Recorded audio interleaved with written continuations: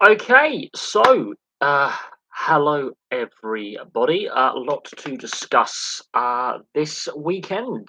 Wow, a lot to discuss sports-wise this weekend. Obviously, one of the biggest issues ongoing at the moment is the NRL and the RLPA standoff over their CBA negotiations, and the threat of a player strike at some point between now and whenever the CBA expires and into next season. Is still there. What we do know is that the NRL have uh, have basically tabled a final offer and are not willing to negotiate further over the offer that is currently on the table. The RLPA aren't happy with aspects of that final offer. There's a few sticking points that some are minor, some are major, and so that rumbles on, and currently the players are doing a media boycott. So we'll see how that plays out. Oh God, this mustache is annoying me. In the coming days and weeks. Mark Cavendish has obviously crashed out of the Tour de France, and there were concerns that the ongoing social unrest in France would impact the Tour de France at this current time. I mean, Bastille Days today, but technically the national holidays tomorrow. We'll see what happens in regards to any disorder surrounding that. But Mark Cavendish cannot extend or actually break his joint record with Eddie Merckx for individual stage wins at the Tour de France. Because he's crashed out, he's broken his collarbone. That's his Tour de France career done. And bearing in mind, the last few years he's had some health issues that he's been battling. Um, so he bows out. So he's a joint record holder for stage wins in the Tour de France, which is going to be a very, very hard record to beat. And a lot of riders in the peloton obviously feel, that's a poor way to end that.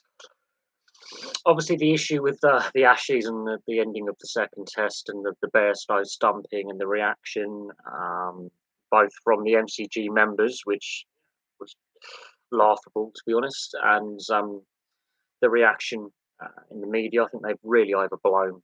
I mean, cricket's a sport that just it's a storm in a teacup. Bairstow's a muppet by not uh, waiting till the umpire called the ball dead. Um, is it in keeping with the culture of the sport? You're out there to win, are you not? And there's been a lot of criticism of the English style of play, Bazball, where it's just full out attack and just go for it. And I think they've been found out with their style of play. Yes, they've won a lot of Test matches since Brendan McCullum has been brought in as head coach, but they're playing it like they're playing this Ashes series like it's a T20 series. They're not necessarily building a run rate and an innings with the bat. They're going gung ho. On the bowling side of things, I don't think they're bowling too badly and fielding too badly. But on the batting side of things, some of the decision making with declaring so early, weird. So the style of play and the tactics that England are implementing against the Australians has been heavily criticised by a lot. And a lot of fans are like, well, there's all for your backing yourselves, but you've got to be sometimes a bit conservative at times, and you've sometimes got to play the mind games and the tactical side of it and flawed tactics. It's like the Dutch with total football. It can be successful, but in the crunch game, it failed. There you go. Uh, Obviously, there's been some high-profile transfers in the European transfer market, and again, this exodus of players, several players at different stages of their careers going over to Saudi Arabia, which has been quite well documented. Um, and there's a lot of eyebrows raised about the ownership of some of these Saudi clubs with the Public Investment Fund of Saudi Arabia and the competitive nature of the league. And when I say competitive nature, I mean, are these games going to be played fairly? Considering that four clubs are owned by the same people. So the high profile signings in Saudi Arabian football, all these high profile European and South American players, that's raised, again, as I say, raised some eyebrows in the sports media. So we'll see what happens there. Obviously, so that's very, very interesting. the ongoing high-profile protests at sporting events by some, I'm going to describe them as left-wing leaning political organisations, such as high-profile protests at Wimbledon and threatened protests at the F1 and at horse racing and various high-profile sporting events in this country and also in Europe as well, from several protest groups that are left-leaning in their political ideology has raised a lot of question marks over event security and policing and you know various other things. So there's that to discuss, and then we're now waiting for the Women's Football World Cup to kick off in Australia and New Zealand, and obviously in the build up to this tournament, there's been the issue over the ongoing TV rights negotiations. Now, obviously, FIFA were threatening to have a media blackout for broadcasting. Thankfully, that's been resolved, at least here in the UK, at least. But it does raise questions about ongoing media rights arrangements for major sporting events going forward, and what women's sport is worth compared to men's, and a whole range of issues there, which is quite interesting. The NHL.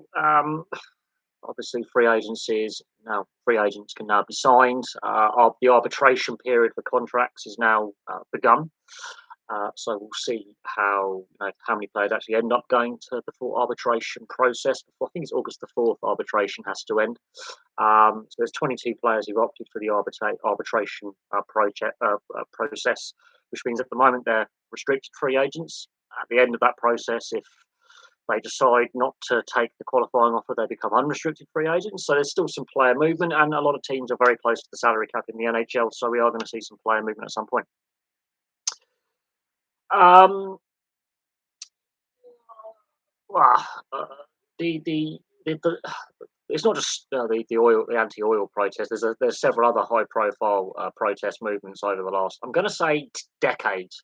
It's not just since COVID, even before COVID. I mean, we saw the Football World Cup in Russia, some anti-Putin and human rights activists like Pussy Riot managed to get on the football field, didn't they? Then there's been some other high-profile pitch invasions, and where we either had streakers or just when the NRL went to Hawke's Bay and there were multiple pitch invasions. It does raise questions about sporting security at venues, and we could see another Monica Seles incident. Yes, we could. We don't know. Just because this particular protest movement right now is using their platform to disrupt, which is not actually helping their cause. I think it's actually doing the opposite. It's angering a lot of people that you want to get on side. And I'm all for protest movements and fair and legal protest. But we could see another Monica Seles incident. Yes, that is completely different. It wasn't a protest. It was it is different.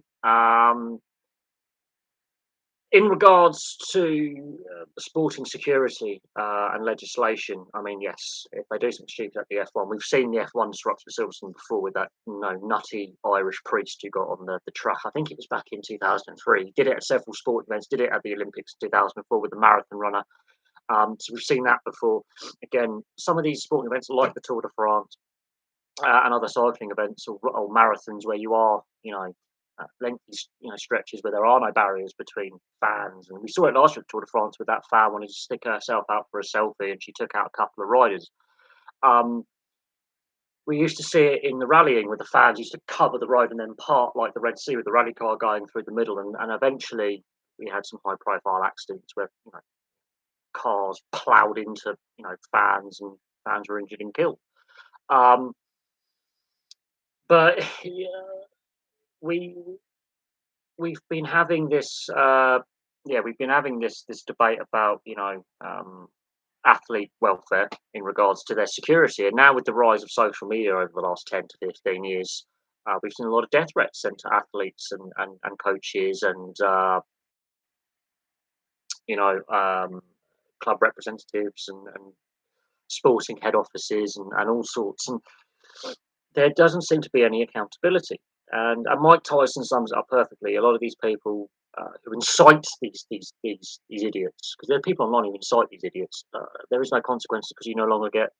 So if you say that in public, someone they're going to turn around and punch you in the face. You can't do that now. Yes, the only good thing just stop all did was save Everton from relegation. Yeah, they technically did because they disrupted that game for so long. It disrupted the flow of the game. Um, the security NRL games is shocking. I've seen kids on the pitch and they managed to evade grown men easily. They should have to pass fitness. Um, yeah, you could argue that. I mean, was it last year that one of the Cronulla games that woman got her top off and was and then one of the security guards that was possibly one of the most technically perfect rugby tackles I've ever seen. But yes, no, there's the security aspect. This season there's been a lot of high profile incidents, especially when the NRL went to Hawke's Bay, the New Zealand Warriors, and there were multiple invasions. Um, the security, I mean, but then who pays for the security and policing costs? Is it the club? Is it the league? Is it the stadium operators? Because not every sports team owns their stadium that they play in.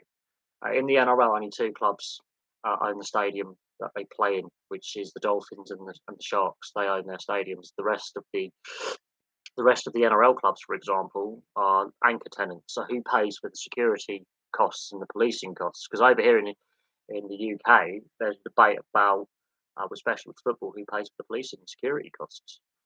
Um, Especially when it's a high-profile game with high risk of disorder, who pays for it? Um, Social media, Twitter is so toxic. Look, I left Twitter, not long before Paul Kent got arrested and stood down by NRL 360, which is really annoying because that's one of the best, performing videos this year was or series of videos of the Paul Kent situation. But I got to a point where I'm looking at it, and it was just what I describe as the arsehole and sewer of humanity because there is no moderation. Um, and you know look what's happening at the BBC over the last 24, 48 hours with a load of high profile presenters having to defend themselves, using the social media platform to defend themselves when they're being basically slandered and there's libel and there's all sorts of civil and criminal law and they're being, accused of doing, stuff they haven't done. But I need to do a video about the relationship between sport and social media because I do think in the beginning there was a good relationship built upon. And then around the time of the 2012 Olympics, just after then, things started to go in the other direction. And especially over the last 6, 7 years, it's completely gone in the wrong direction. And I think it's just weird. I think ever since like 2 years ago by 2 points, they're going, we got 3 points. The goals, Yeah, look. In regards to that the Everton and that moron gaffer taping or whatever. Did he use zip ties? The post they couldn't cut the zip ties because they were single-use plastic zip ties. So well done, Jasper Boyle. You polluted the environment more, left-wing morons. So no, what they are, they're champagne socialists because they all failed university, and what they basically that's a stereotype, but they look like the type who mummy and daddy gave them a trust fund, and they got off their tits at university, joined a social club, and they met a couple of radical left-wing thinkers and thought it was fashionable to be anti-establishment. Basically, what a lot of these protest groups start off as, and there are some good causes behind them. I do think yes. We do need to look at our energy supply and the environment and what some of these massive companies, corporations are doing to the environment and communities, but there's a way of doing it. Um,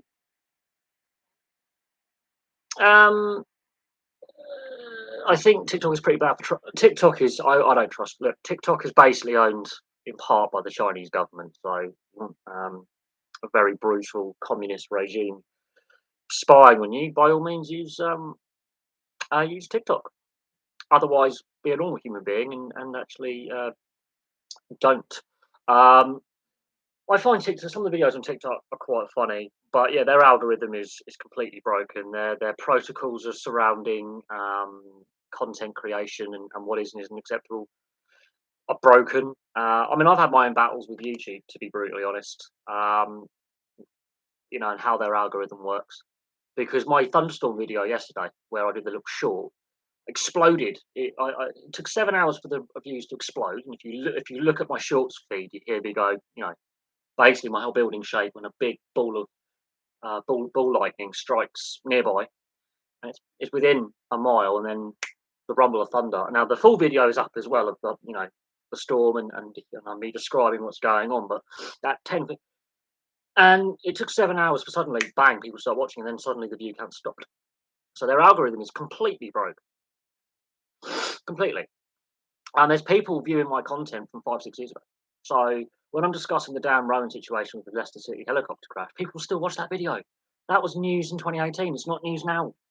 Yet somehow people are still searching up. Oh, it's been that constant. So the algorithms. I mean, I've mentioned it. I've given up now. I've got ads appearing on my videos, yet I don't yet qualify for monetization. I don't understand that. And it's about when a video hits 100 viewers have viewed it, suddenly ads appear on some of my content, and I'm like, what is going on?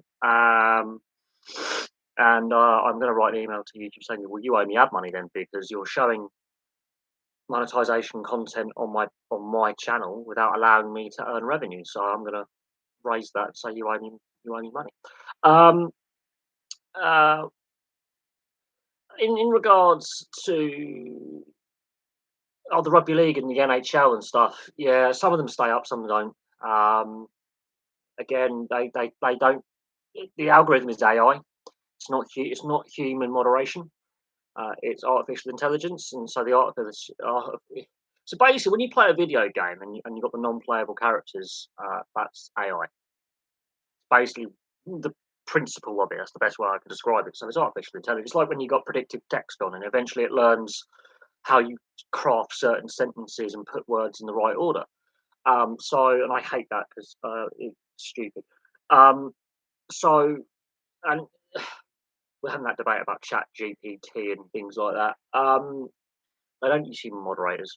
You cut costs to maximize profit. There you go. The Ashes TV coverage has been terrible. A lot of sports coverage has been poor for a while. And Sky Sports still going through this structural reorganisation that Comcast has decided to bring in following their purchase from the Murdochs a few years ago. We're going to see the same kind of restructuring on BT Sport as well in the next few years when they merge with Eurosport, when this TNT Sports absorbs Eurosport in the next 3 years.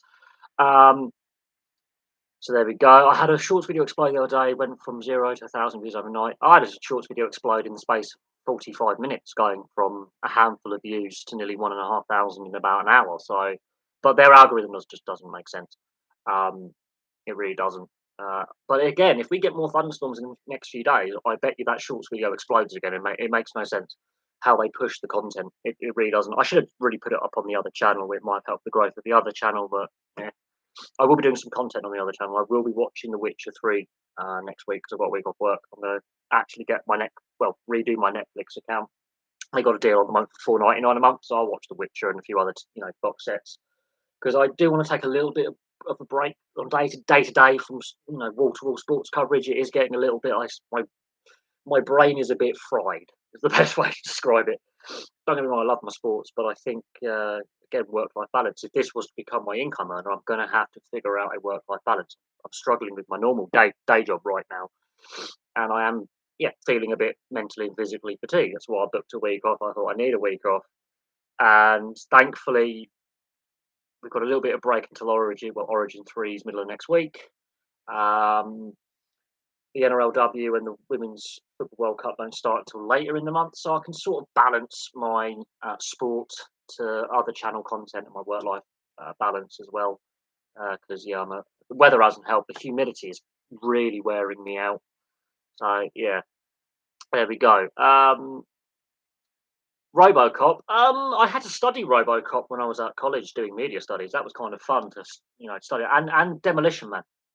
We had a foosball, a bloody slot machine, kind of one of those arcade game, old pinball machines, Demolition Man. You could win a couple of limited edition Hot Wheels Matchbox cars from it, and I had the top score. And I nearly beat the computer basically. So it'd been there since 19 in the college for like 20 years, 20 years at this point, and I'm trying to beat, sort of put up high score in like 97, 98, that kind of period. And this is in the mid 2000s, and I got the high score because I was the only guy putting money into this machine. And the annoying thing was, I don't know what happened to it because I was tempted to buy it off the college and say I'll have this pinball machine because I want to win that car. Well, there was about 5. I think there used to be multiple collectible a Demolition Man vehicles in the pinball machine, and I think it was two left. I think it started with 10. It would have to be refilled by the owners of the people who leased the machine under license, and there were two left, and I never quite won those. And then I left college, and then they knocked the old building down, put the new building up, and I don't know what happened. Um, um, yeah, but RoboCop, I remember studying that, and Demolition Man's actually has become a cult classic. At the time, people criticised, Sandra. It was one of Sandra Bullock's first films before Speed. She made Demolition Man before Speed. Again, I'm going to have to review some of this stuff on the other channel. I really am. I'm going to have to get my portable TV out, buy that Universal remote, start watching some of my DVDs and films, and doing film reviews, because there are some classic cult films that I have that were panned at the time, which now have aged really well, ironically, and actually, highlight the thought process at the time that the writers and the directors and the actors were, what was at the time was seen as just tongue in cheek. Like They Live, for example, with Roddy Piper. I'm here to kick ass and chew some bubble gum. This is one problem. I'm all out of bubble gum. That's actually a John Carpenter cult classic. But let's get back to the sport. I think I will have to do some of these more content on the other channel. In regards to Brad Fittler and Brandy Alexander, absolutely, absolutely. I think their judgment's been clouded by, especially with their media commitments as well. Um, the selections, especially over the last 2 years, by the New South Wales Rugby League when it comes to team selection, squad selection, bringing players in, not playing them in the right positions. The Nico Hines and all that. And yeah, there's been some injuries, and so some players that would have been first choice centre or 5'8", obviously injured, and that's fine. They've got to have that next man up mentality. Like some players I think should have been selected haven't, like Nico Hines and Campbell Graham. I think should have got in last year. But I do think the chopping. I don't know what's going on. They're not planning for the future here with this game three. I'd have got some young kids in and say, look, we're going to go with you going forward in these positions. You're going to get more game time. They tried Talakai at centre. I mean, Talakai's a good centre, actually. He had a good season last year. He only got the one game.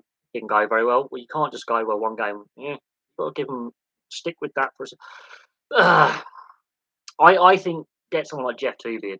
People are not mentioning his name, but he was actually a very, very decent first grade coach with the Seagulls. He's coached overseas, which is vitally important. What people don't realise. They're saying getting Ricky Stewart or Craig Bellamy. That's because Ricky Stewart's a media darling with Fox, and Craig Bellamy is the new super coach apparently because he learned under the great Wayne Bennett. But they've got get Jeff Tuvey. He's available. He's articulate. Seriously. But I think Fittler and Alexander I think Greg Alexander definitely needs to go. Can't stand him as a pundit. Couldn't stand him as a player either. He's too full of himself. What Craig Bellamy? He didn't get the balance between because he's still a club coach. This is where I think Jeff Tuvey is the logical solution. He's currently already been involved with the women's Blues setup, so he works with the New South Wales Rugby League anyway. He had a very good record as first grade coach with Manly Sea Eagles. He has coached overseas here in the Super League, so he's got a flavour of a different style of rugby league, and he's not currently really attached contractually with anyone. And he's a very intelligent man, Jeff Tuvey, and he's a very, very passionate man as well, which is, I think, you need to fire up these players, because I can't see Brad Fittler and Greg Alexander as passionate. They seem a little bit too. They don't have that same energy to me. They're not really. They don't strike me as. But look, that would be my. But logic and rugby league don't go together very well. They're not good bedfellows. But yeah. That's what I mean. And bear in mind, Jeff Tuvey, he's part of the reason why we had the three Trebojevic brothers playing first grade. And there's a reason why those three brothers aren't playing for the Raiders, they're playing for the Sea Eagles. Let that sink in. If it weren't for Jeff Tuvey and their development team and their scouting, Jake, Tom, and now Ben would not have gone as a three into the Manly system and wouldn't be playing first grade at that club. They would have probably gone there all different clubs and developed a different rate. That is the thing. Um, yeah.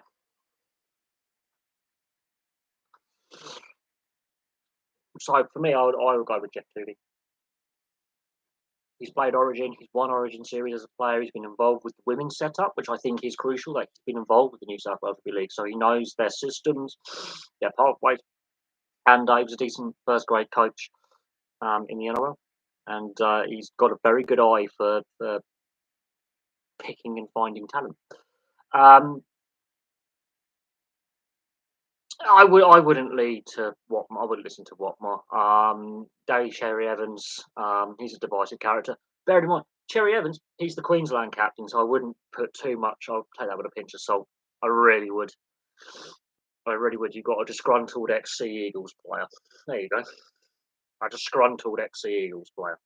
Um, Daly Cherry Evans isn't a guy going out going, okay, got a club. Let's have a look at our young players coming through. Oh, we've got a good forward in Jake, got a very good outside back in Tom, and there's a very, very good, talented utility in Ben. The three Cherry Evans is not going out there scouting young players coming through. Cherry Evans should have left in 2015. He buggered up the Gold Coast Titans and the Sea Eagles with their salary cap. So, and I wouldn't listen to too much to what Watmer has to say. I think he's had one too many concussions. What do I think of the England? What do I think of enhanced games? What drugs are allowed? Could it work? Last Olympic athletes are most are broke. ICC, the ICC are vile. What allowing legalized doping? No. Um, nah. Look, I as someone who, as I've mentioned before, has had issues with recreational and alcohol, recreational and alcohol misuse and prescription. I am not in favour of I'm not in favour of that. There's a reason why these things are on the ban list for a variety of reasons. Not only the health. I mean, look at the health implications for one. And we're talking about athlete welfare, especially with the NRL standoff between the RLPA as well. No, absolutely not. We know it's not. I wouldn't say it is anywhere near as endemic as what it was during the height of what I would call the sporting Cold War between the 60s and the 90s. I don't think it is anywhere near as bad as what it was 30, 40 years ago. I mean, look at the East German swimming team, for example. They're all men now. They were women once. And I watched that. I watched that documentary about the Stasi and their involvement with the Olympic and the World Championship sporting programs and these sports schools that the East German government set up, and it was literally state-sponsored doping. I've watched documentaries surrounding the NCAA athletics programs and college football programs where, while it isn't government sanctioned, it's educationally sanctioned by certain colleges and universities and sports clubs in the US and training camps in the US. Um, but I 100% would not, in my opinion, sign up for that. Absolutely not. I and then you find out the health implications. And yeah, a lot of athletes when they retire end up financially ruined. They're not well, and so also what my claims DC. Yes, there's been a lot of again the Gold Coast Titans contract saga, and then he says I'm going for the Titans, and then ex players who are in that dressing room. Willie Mason in one of his interviews, I think he referred to Daly Cherry Evans as a fuckwit. Cherry Evans is not a well liked player. And of course, at the moment, regardless of his skill, he's a very skillful player. There's no doubt on that. He's not particularly beloved. Look what happened with Des Hasler at the end of last year with the Jersey saga and the split. There's been a lot of reports over many, many years about Cherry Evans, his opinion of himself. He's a very good player, though. but he doesn't come across as a very likable. But I think Cherry Evans has been badly advised by his agent, um, and especially when he was a young player, and so that gives that false perception. And there were points when he was younger, after he wins those grand finals, where there were question marks over where his career was going and could he do it at Origin level? Could he be the long-term replacement for Thurston and Cronk and Slater in that kind of leadership role in the spine? And there were moments like the 2021 State of Origin series, he was destroyed by the media, panned by fans because he was meant to be like the worst Queensland captain ever. He's now won the next two series as Queensland captain, so make of that what you will. But he's not. But this smoke is a bit far. I have heard about the contract where he was on at the time the league minimum, which was 50,000 or something, and he wanted 500,000, and it would have destroyed their salary cap. And obviously, Jeff Tuvey as the coach was, I think, put in a position where shit. Um, so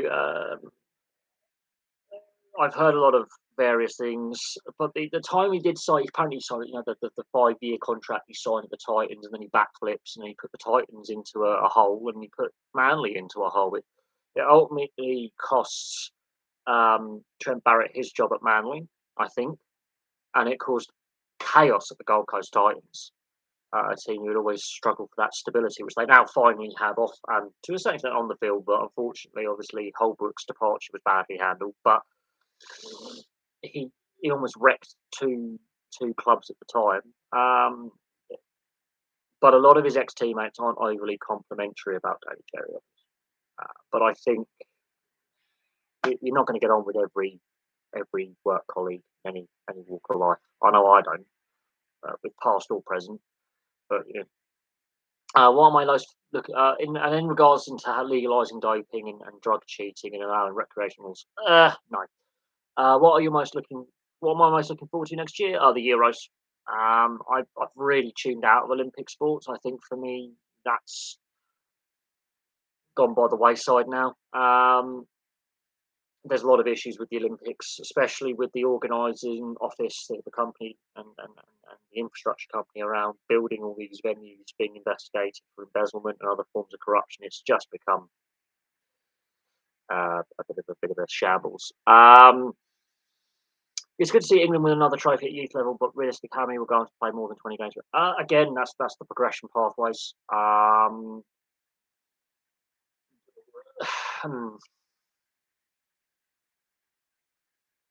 I look like the captain of the Titanic. I'm going to smoke my vape, and it's a pipe. Um, um, there's some good, promising talent. How many of them will actually go on to have, get that first team senior experience? And this is another, and a lot of people saying bring back the reserves, as in have reserve teams in their own reserves competition where these guys are actually playing regularly 90 minutes a week, rather than being stuck in the extended first team squads and on the fringes, and how the game is structured with first team reserve team, which we used to have back in the day, and then you have the under 21s, under 19s. I'll be more concerned about how many of them actually get game time at senior level and in the Premier League Championship over the next couple of years. Forget how many caps they get for England. It's how many professional games they're going to play to keep up that standard of development and how quickly they develop. Because youth level is one thing, but then senior level is something else. Yeah, I'm looking a bit more forward to the football, but at the same time, I think we're hitting a point now with professional sport in a lot of regards where it is 24/7, it is 365 days a year. There's always something happening around the world that saturation of people are just getting a little bit worn out with it. Could Des Hasler win with the Titans or with Ben Hunt go there? Ben Hunt has stated he wants to hint at going back to Queensland. The Dolphins and the Titans will, I think, have some space in their salary cap next year if they can get him out of his Dragons contract. And we don't know what's going to happen with that. But the Dragons' performances, I know they had a better performance the other day, but they hadn't won a game since he basically said, "I want to leave." So let that sink in. Olympics was peak for me during 2012. That's because the Olympics was here.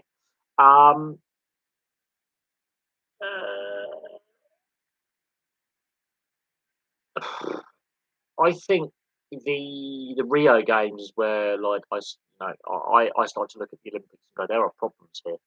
um, with clear corruption, which we now know about, clear financial wastage, the so-called Olympic legacy that every host city talks about, um, and the constant allegations about cheats, be it doping, bribing officials.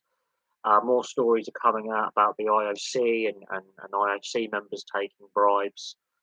Um, Infrastructure issues where, as I say, the Olympic legacy, some of these venues are now left, crumbling ruins, and falling apart, underused, underutilized, massive debts incurred by host nations in the years prior and following. Um, I think the UK at least has got a pretty decent Olympic facilities legacy, where a lot of the facilities are still being used, um, and are still used by the public and professional sports teams, either for training or special sporting events and things like that. Beijing, you could argue they reused the bird's nest, so they already had the infrastructure in place for the Winter Olympics in a certain aspect. But a lot of the nations, you look at Athens, half their facilities are crumbling ruins. They look older than the Acropolis, and they were built with really cheap concrete as well. So they you look at the only two nations in my lifetime that I think have definitely got the what I call the Olympic legacy right are Sydney as a city in 2000 and London in 2012, um, where a lot of the facilities that were used and funded are still getting used in some way, or still being refurbed and getting that positive legacy with either housing or commercial development are still going on. Um, well, with the under 20s, under 17, under 19s, there should be three quarters of the players in the squad. It's only 4 or 5. Yeah, well, again, that talent pathway, and then you've got to look at the clubs these players play for, and the amount of overseas players filling squad spots that are getting regular football. And then you've got to look at the transfer market. Then you've got to look at the contracts these players end up on, the loan system, how much first team game time in league they're getting. Cup competitions isn't enough. You've got to look at league games as well. My mustache is starting to. I think I'll actually shave this bit off tonight. But yeah, again, that's the talent pathways. That's the progression. That's squad rules.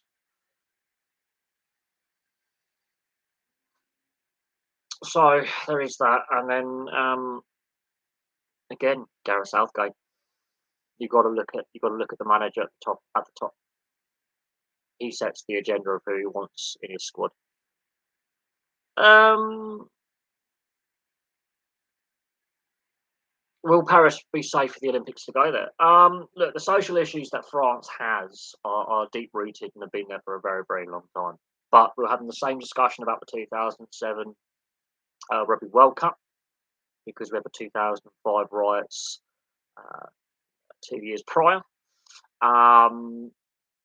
We were having a discussion. The French Euros in 2016, women's football. I think was it the women's Euros. I think what year was it? 2017. We've had this discussion with France in major sporting events before, following major civil strife. Um, the social and political issues in France are deep rooted and go back decades. This is not something that's just happened overnight because of an incident involving the police and the working class and immigrant communities. This is something that's been going on for a very, very long time. And the scale of disorder is not on the scale of 2005 for length, but it was definitely more intense in a short space of time. But we had this discussion about London 2012 Olympics following the 2011 riots.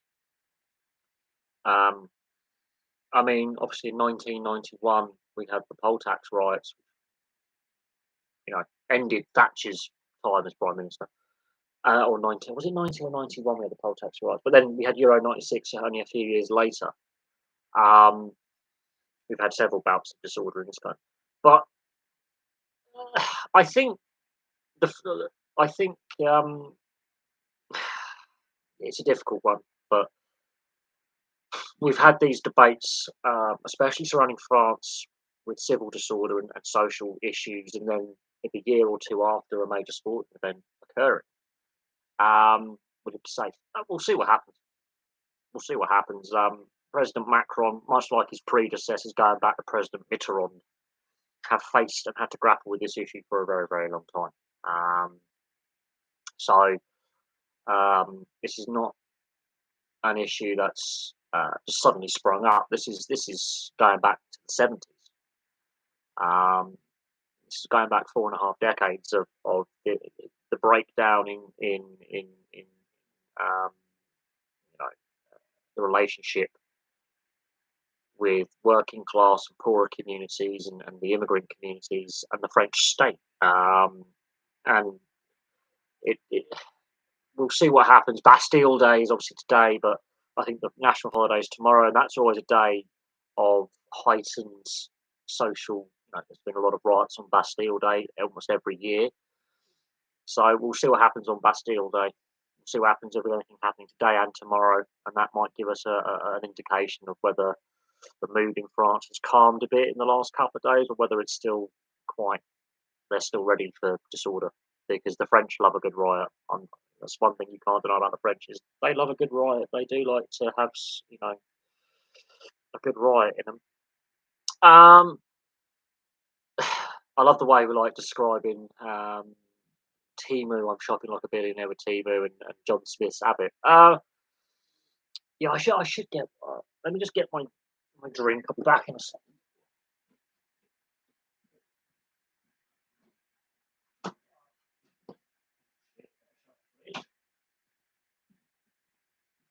Oh, ah, this stream is sponsored by Monster. I wish it was. I hate Red Bull, but I love Monster. If it wasn't for COVID, Tokyo Olympics would have been a success. The Rugby World Cup the year before was a success. The Japanese are a very, very well organised country when it comes to infrastructure and getting things up and running.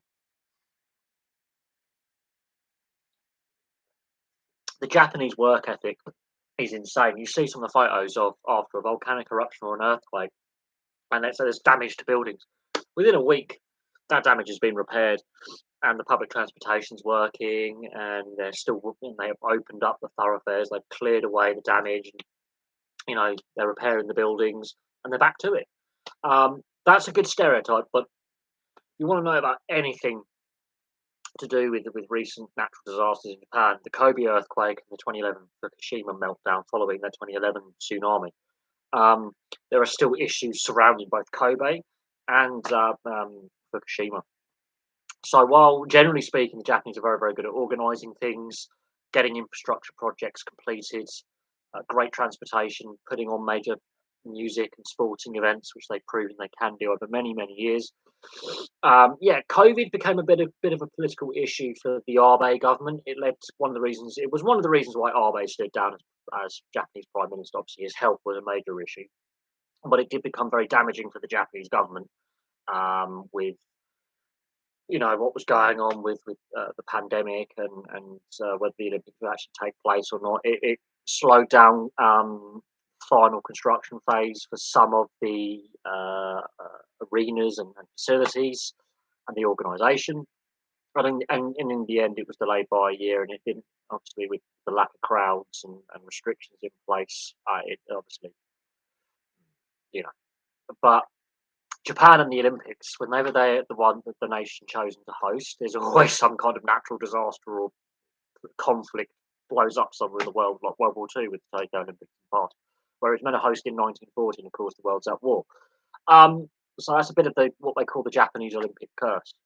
The only Olympics they hosted was the Winter Olympics with Nagano, where hey, things went well. When Tokyo is chosen as the city to host the Olympics, there's always something going on in the world that tries to say no, you can't have this.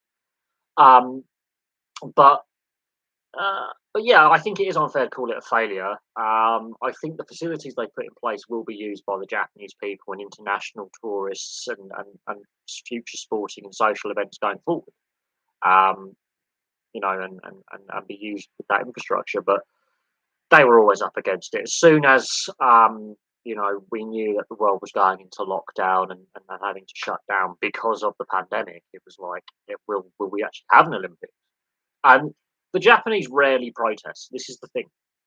There isn't a major, protest movement. It's not in the Japanese culture, which is very ironically for like all the crazy anime and manga and bright lights and video games that come out of Japan and that kind of modern social culture, youth culture. Japan society is traditionally very, very polite, conservative, family orientated, respect orientated. So to show dissatisfaction on the level that the Japanese population did with anti-government protest, anti-Olympic protest, not happy at how the government and the organisers were going about trying to get the Olympics on, really goes against the grain of Japanese society. It was really quite. Hang on a second. The Japanese don't do mass protests and riots, and they were pissed. So that just shows how much of a political issue it became, because there was a lot of money being pumped into this major event with the bidding process, the infrastructure building. But when bearing in mind they also hosted the Rugby Union World Cup as well, so they were sort of using some of the same facilities, but a lot of money being pumped in at a time when the Japanese economy, and people don't realise this, used to be the second biggest economy in the world, um, and now it's the third, about to slip to become the fourth biggest economy in the world. The economy hasn't been great, actually. Ironically, it's still worth trillions and trillions and trillions of dollars, but the economy hasn't had the same level of growth as the US, the Chinese, India, the eurozone, or the EU nations have all trajectory gone in a certain direction for value, and Japan has stagnated for 20 years. Um, and so a lot of younger Japanese people were like, well, this is our future that they're spending money on, and so on and so forth. Um, so it became it did become a big political issue, yes, because the amount of money spent on getting the Olympics staged, the bidding process, the infrastructure, it did.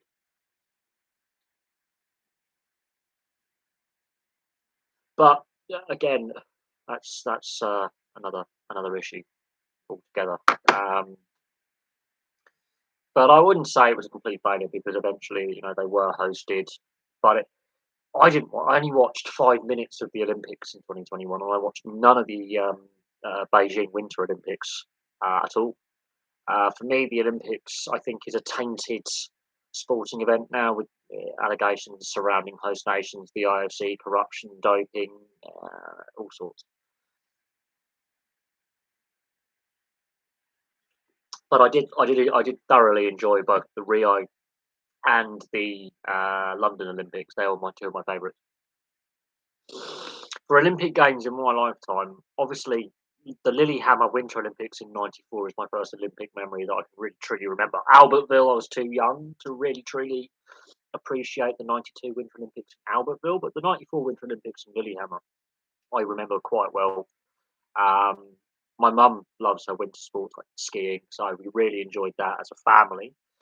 And because I was at home a lot because I was ill between '92 and '94, I think I spent a lot of time actually at home. And when you have two Olympics or three Olympics in 2 years, I do sort of remember little bits of Albertville, but that wasn't a really memorable Olympics. Lillehammer was quite memorable because that's the start of the Winter Olympic 4 year cycle rather than a 2 year cycle.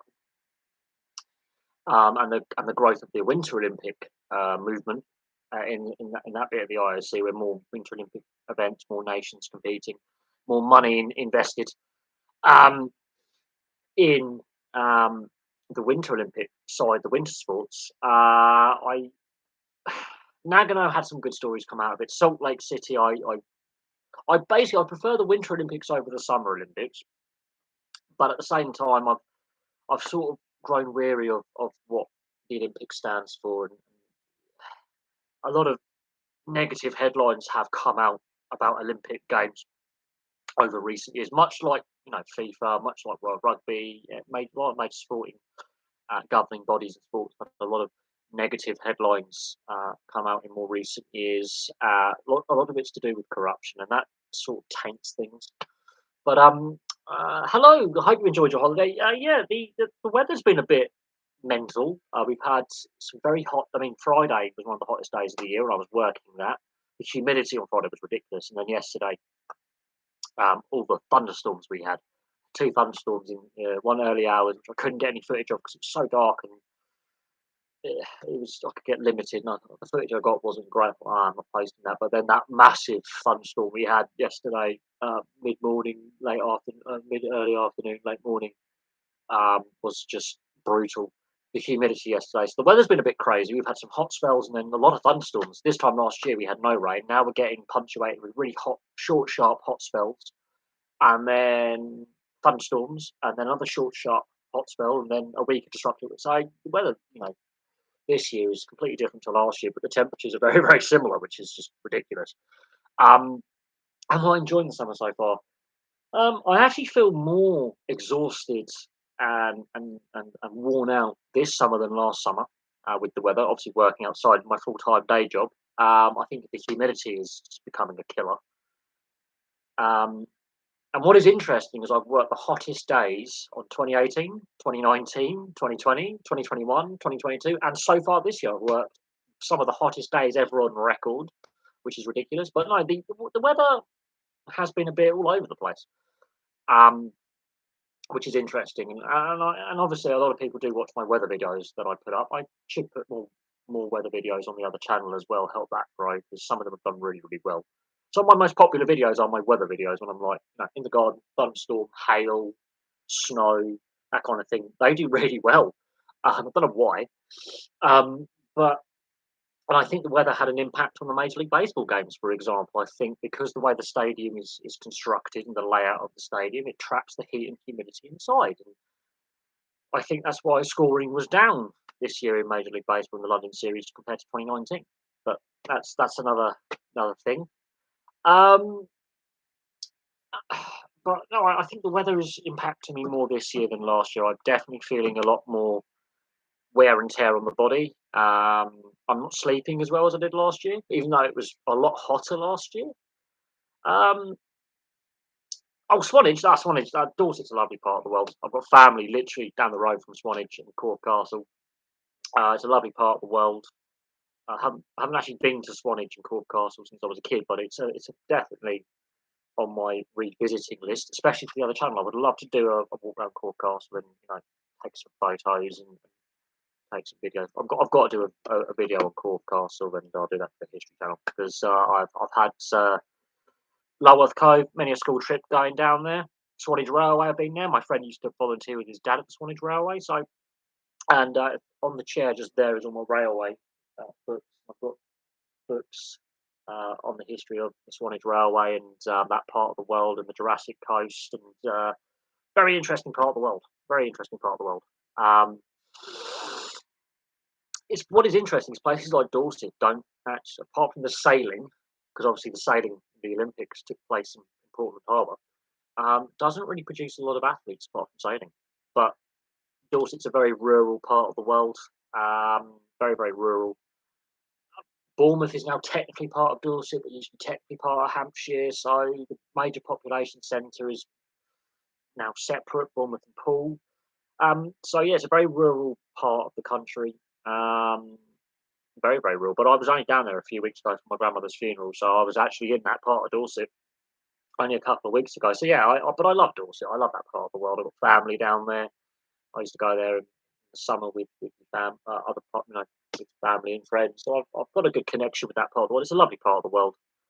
I used to go there on school trips. Again, Lulworth Cove is every geography trip.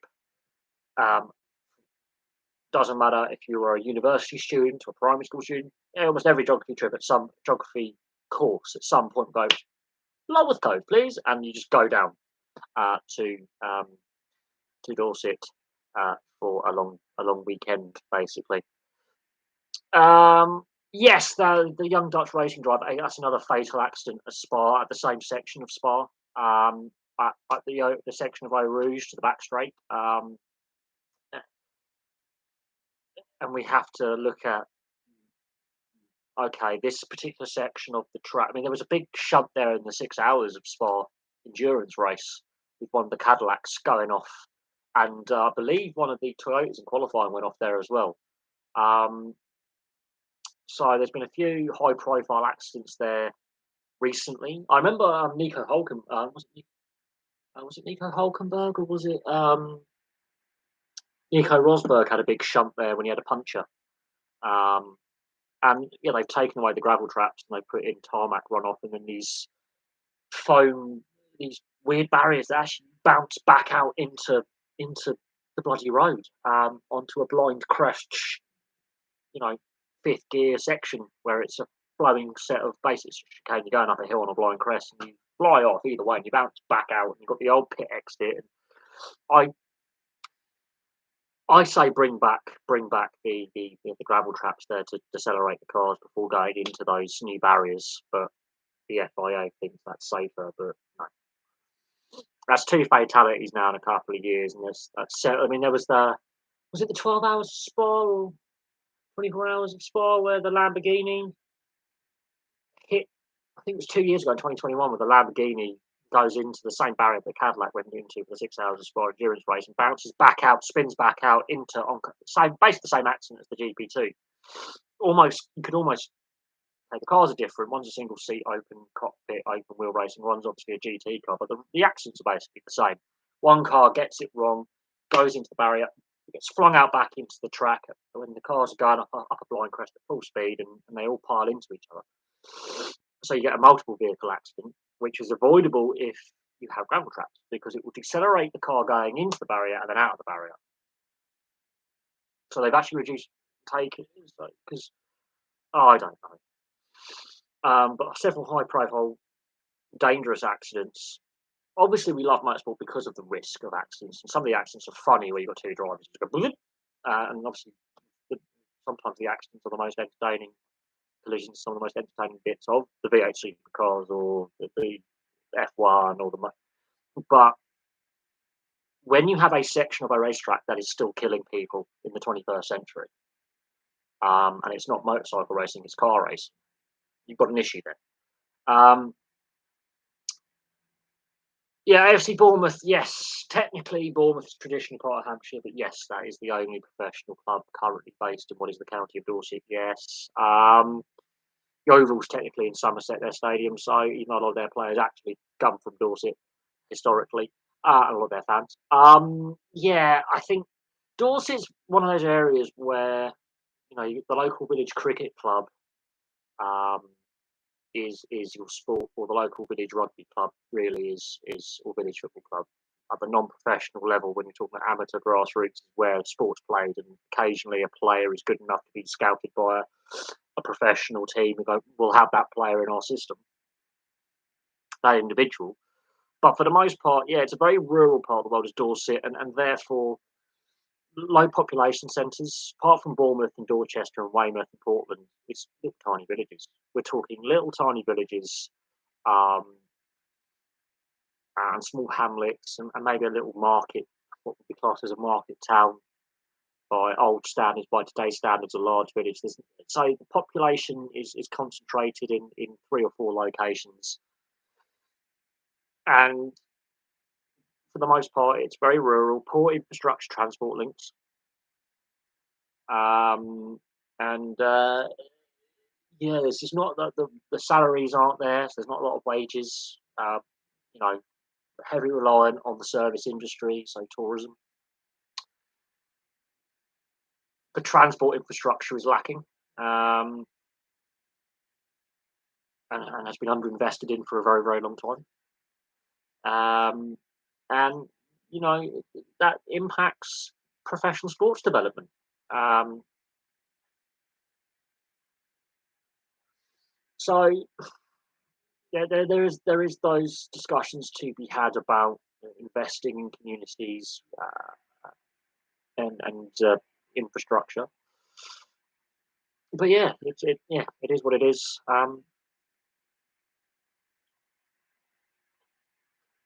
But it's also the same in like places like Norfolk, Suffolk, Devon, Cornwall, that Lincolnshire, very, very rural, North Wales, very, very rural areas with very dispersed populations, very few major population centres, and really lacking in the transport and other infrastructure in place um, to sustain professional sport. I think the best way to make that professional sports team or league profitable, really.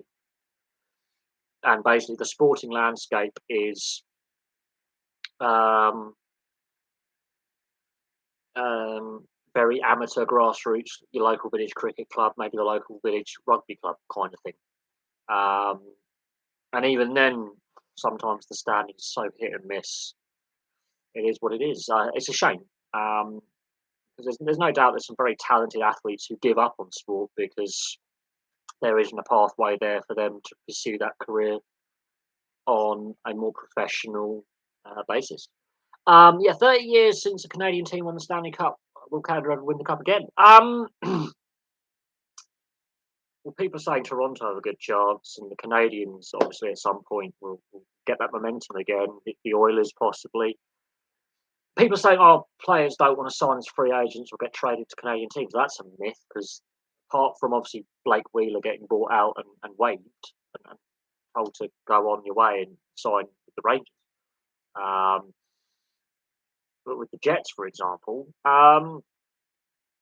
there there does appear to be a lot of free agents currently signing and players signing contract extensions. So I don't buy that narrative that certain media outlets are peddling and certain journalists are peddling. Certain social media personalities are peddling that high profile players don't want to or players don't want to sign in Canadian locations.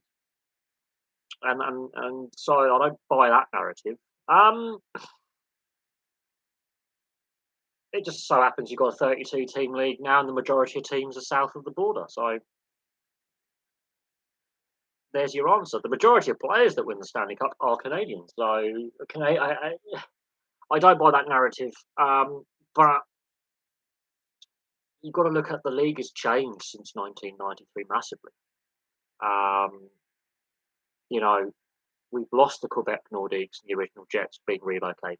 Uh, there have been issues economically with the Canadian dollar versus the US dollar.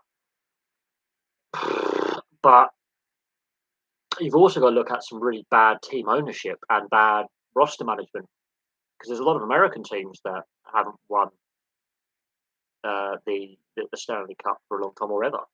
Um, and there are other issues at play other than But no, because the majority of players or the highest percentage of players still come from Canada. They no. I do think, however, that yeah, roster management's been mismanaged by a lot of teams. Um, some of these Canadian teams have been really badly run for a long period of time. Definitely got their roster management wrong. Coach hirings, GM appointments, some of their decisions wrong. But like the Toronto Maple Leafs are one that, if there's no salary cap, the Maple Leafs will spend money like it's going out of fashion. So are the Montreal Canadiens. They still can't win the cup. So there are other factors at play. But I think that's a straw poll argument. My mustache is really starting to annoy me now. That's a weak argument to say the league hates Canadian teams because four of the original six, for example, are, no, sorry, actually, two of the original six are Canadian. But we have had two Canadian teams relocate to the US, but we have one US team relocate to Canada. So I wouldn't say Bettman hates Canadian teams because without under you got to look at the economic situation.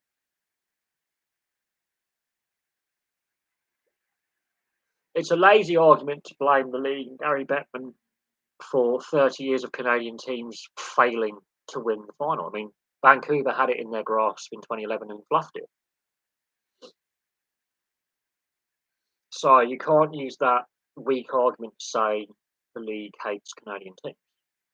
Vancouver were 3-1 up in 2011 against the Boston Bruins and ended up losing in game seven. The Oilers and the Senators have both been a Stanley Cup final since then. The Canadians have been back to a Stanley Cup final since then. You cannot blame the league commissioner and the league itself for having a bias. You can't, because if that was the case, then the Canadian players wouldn't still be making up the majority or the highest percentage of players in the league. The league has grown to 32 teams. There are more European players coming over. There's a salary cap in place. There's also the economics of the Canadian versus US dollar on the exchange rate. And at times, the Canadian dollar has been quite beneficial. It's sometimes beneficial to play in Canada, not at the moment. Canadian teams have made the Stanley Cup final and conference finals since Bettman has been commissioned. The fact that they haven't won is look at the roster management, look at the drafting, look at the trades, look at coaching hires and GM hires, and some of the most profitable teams with who make the most money are in Canada. So I don't buy that argument. I don't. Will a Canadian team win the cup again? It's going to happen. And then but we have this annual debate. It's clickbait articles. It's lazy journalism. There's a lot of YouTubers and other social media personalities and other platforms who talk about the Gary Bettman curse and the Patrick Roy curse, saying, with him being traded. Ironically, if the Quebec Nordiques stay in Quebec, they win the Stanley Cup in 1996. So I do not buy this argument that the league hates Canadian franchises or Bettman hates it, because 7 of the owners are his boss.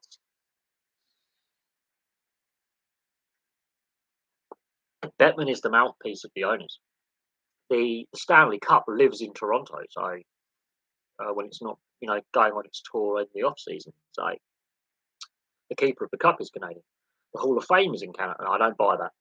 That is a lazy clickbait, sensationalist way for a weak argument that has been propagated since 1993. The 2 most successful teams in NHL history are Toronto and Montreal. So I do not buy. Fucking tough comparing my mustache is really pissing me off. They're there. So no, I don't buy that. See, mustache is annoying. Love having ADHD and playing with my mustache. So I don't buy that argument. I don't buy into that stereotypical and sometimes peddled argument. It's a weak argument.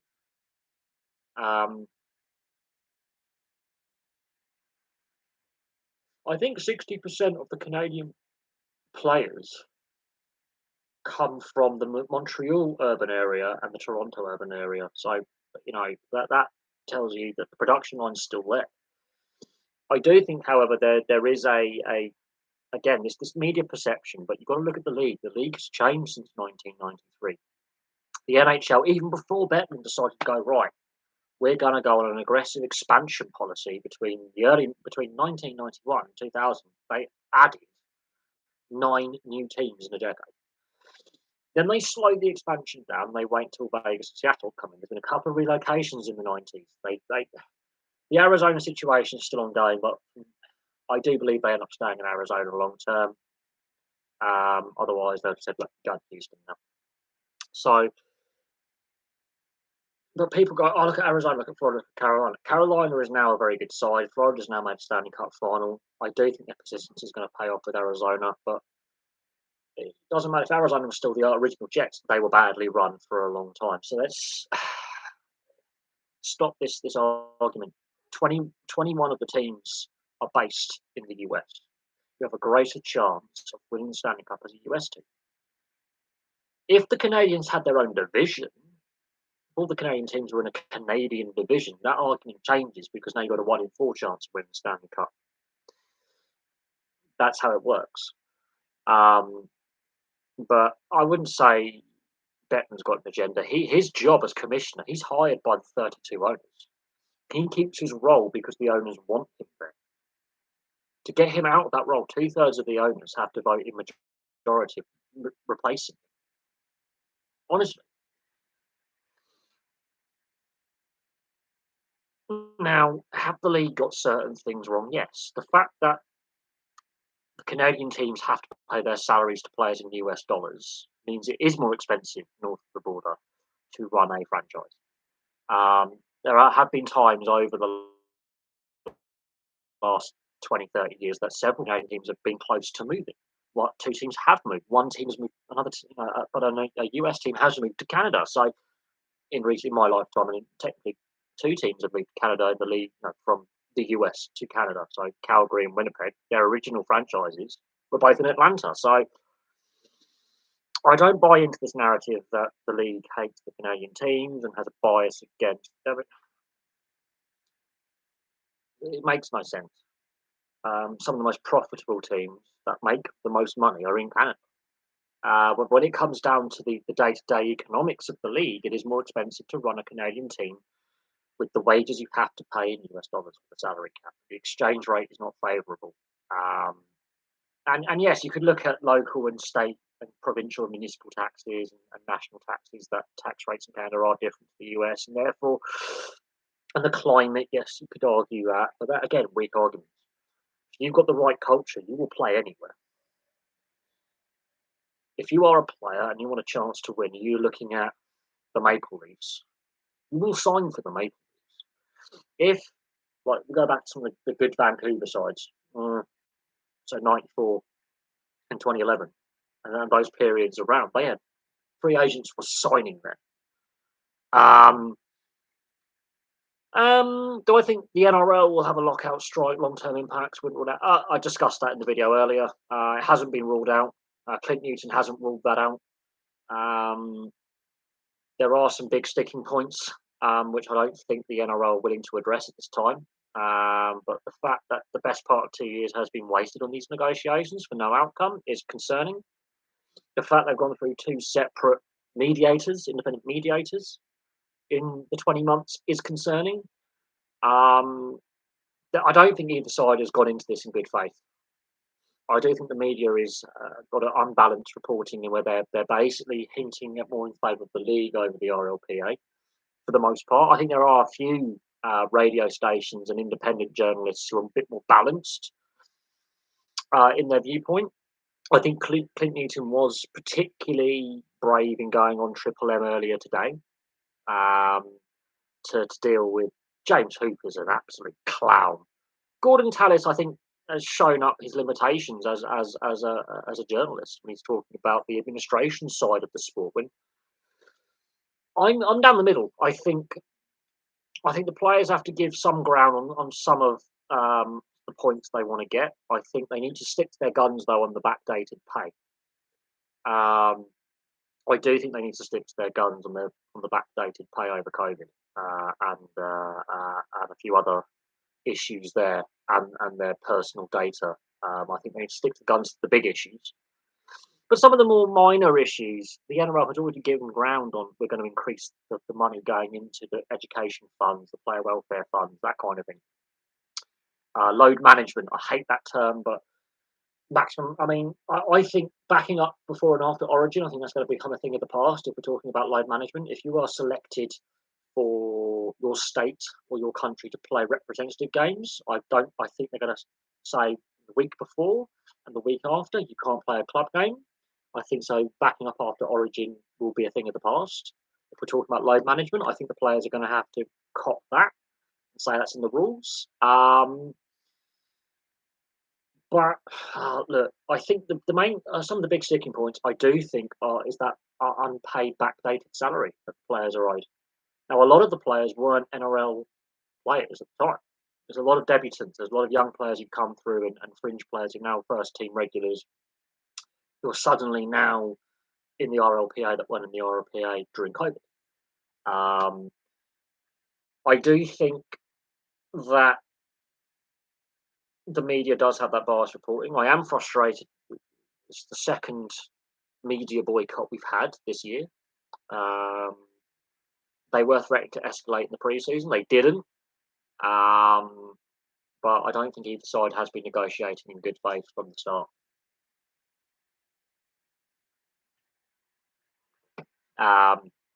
Is Clint Newton going to be the RLPA head following this. Who knows? If he gets a good enough agreement, if they can get the NRL back around the table and have more discussions and get more concessions, he may, I think, be in charge of the RLP. I can't see anyone else putting their hand up to say, I'm going to go in there and fight the corner um, for the players from the ex-player group or from the RLPA from within. I can't see anyone else who's got that. I also don't think Clint Newton wants to have, he's the public face of the RLPA. But some of the senior players aren't putting their hand up to also go alongside him,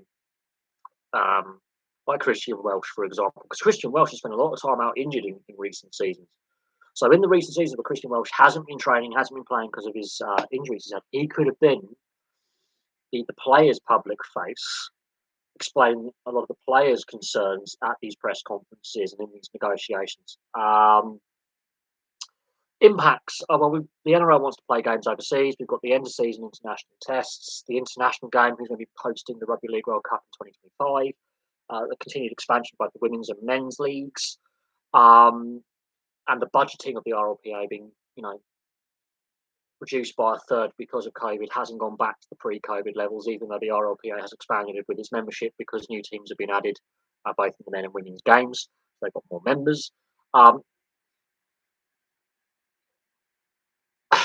They have to have that trump card. They have to have that Hail Mary card in their pocket saying, we'll go and strike them, because that will definitely get the club chief executives going, we've got a problem. We need to put pressure on the league to start negotiating again, because the TV revenue is it's a TV revenue driven league. The gate receipts aren't enough. The merchandise sales aren't enough.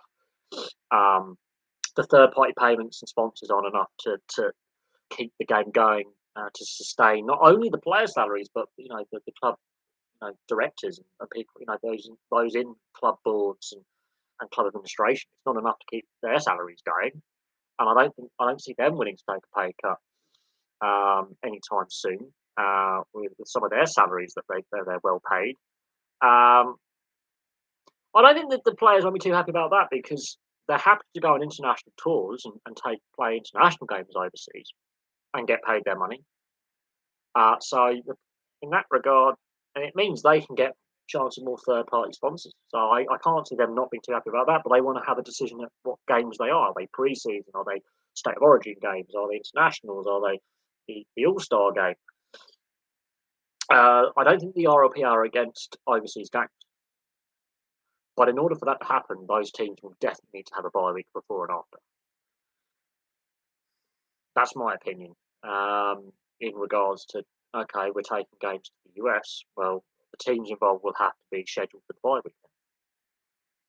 At the moment, each team gets 3 bye weeks a season, so that's 2 of your bye weeks. That's how I would organise that.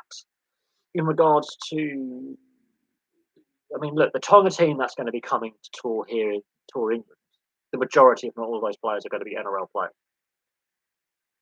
Now, if they go on strike, there's not enough Tongan players of a high enough standard playing in the Super League to make a decent enough test for England.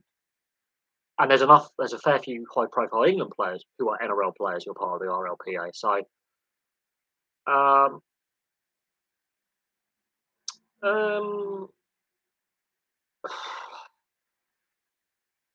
the NRL wants to take games to the US because some of the big fashionable clubs, such as the Sea Eagles and the Rabbitohs, have American money and investment in their ownership groups. And these investors and owners have been pushing the NRL to go, hey, we can grow, make some money out of this, and we can promote for you. And obviously, they were meant to have games this season. That didn't happen.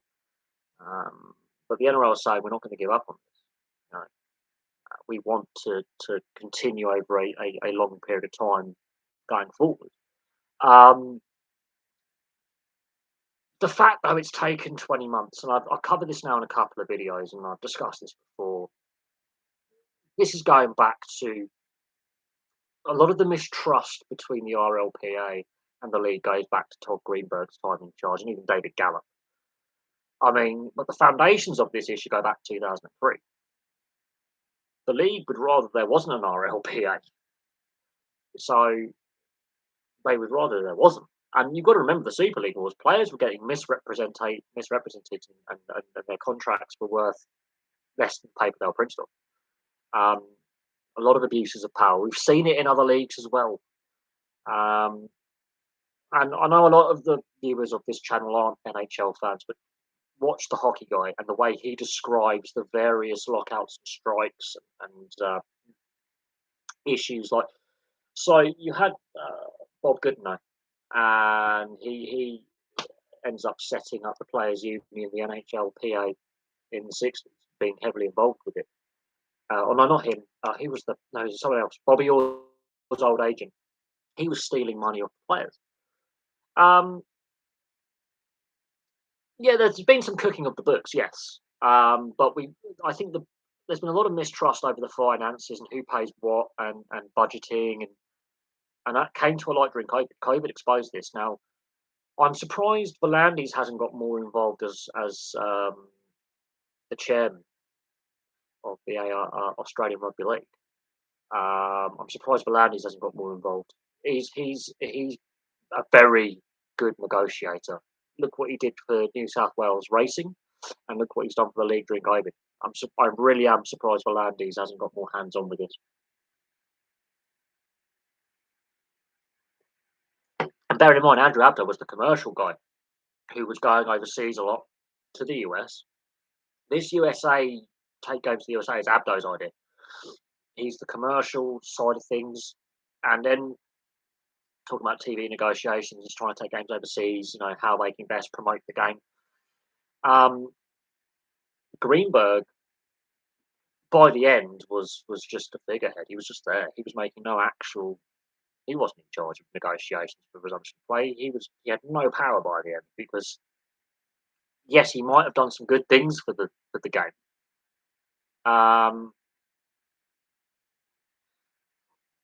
But at the same time, his leadership was weak.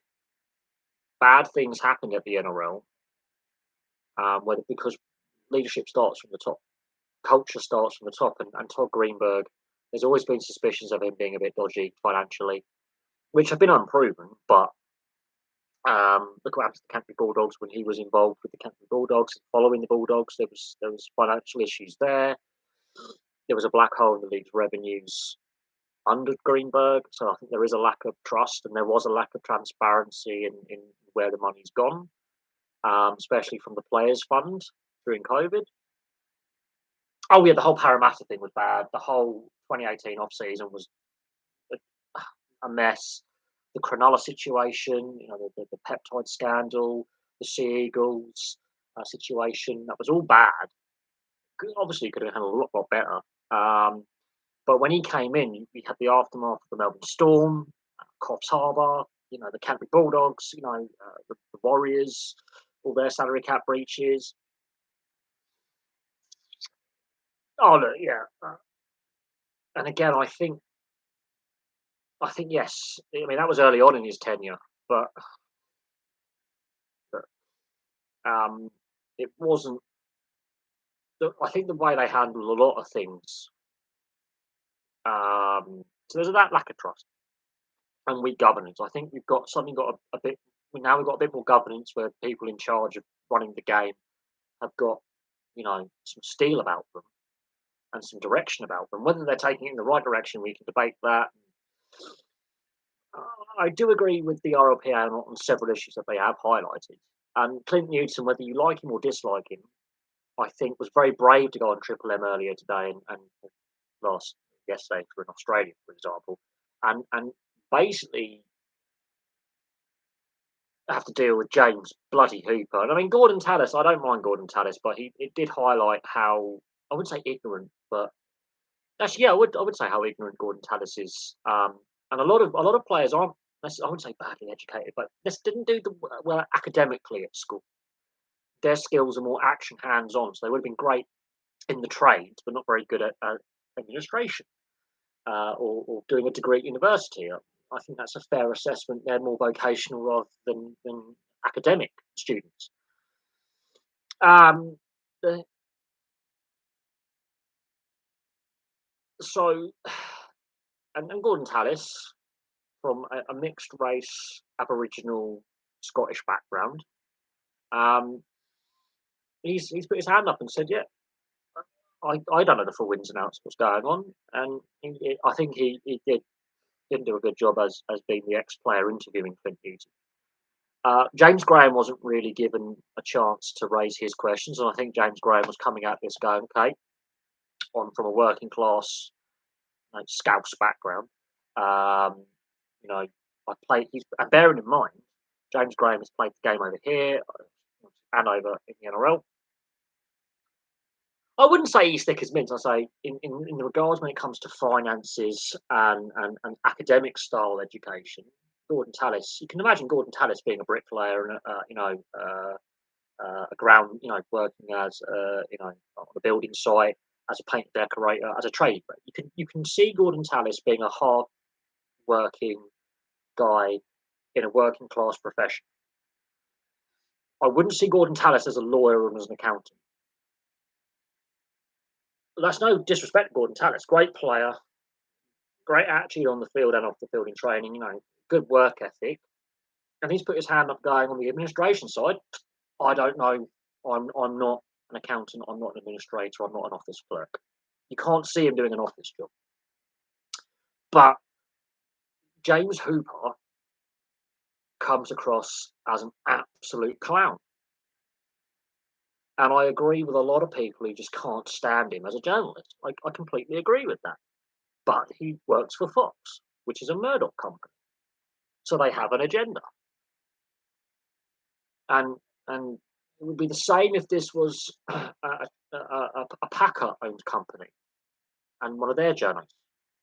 They would have an agenda, and both the Packers and the Murdochs are very right-leaning in their economic, social, and political views. They have an agenda. They're trying to demonise the players for being part of basically a union and wanting to look after their workers' rights.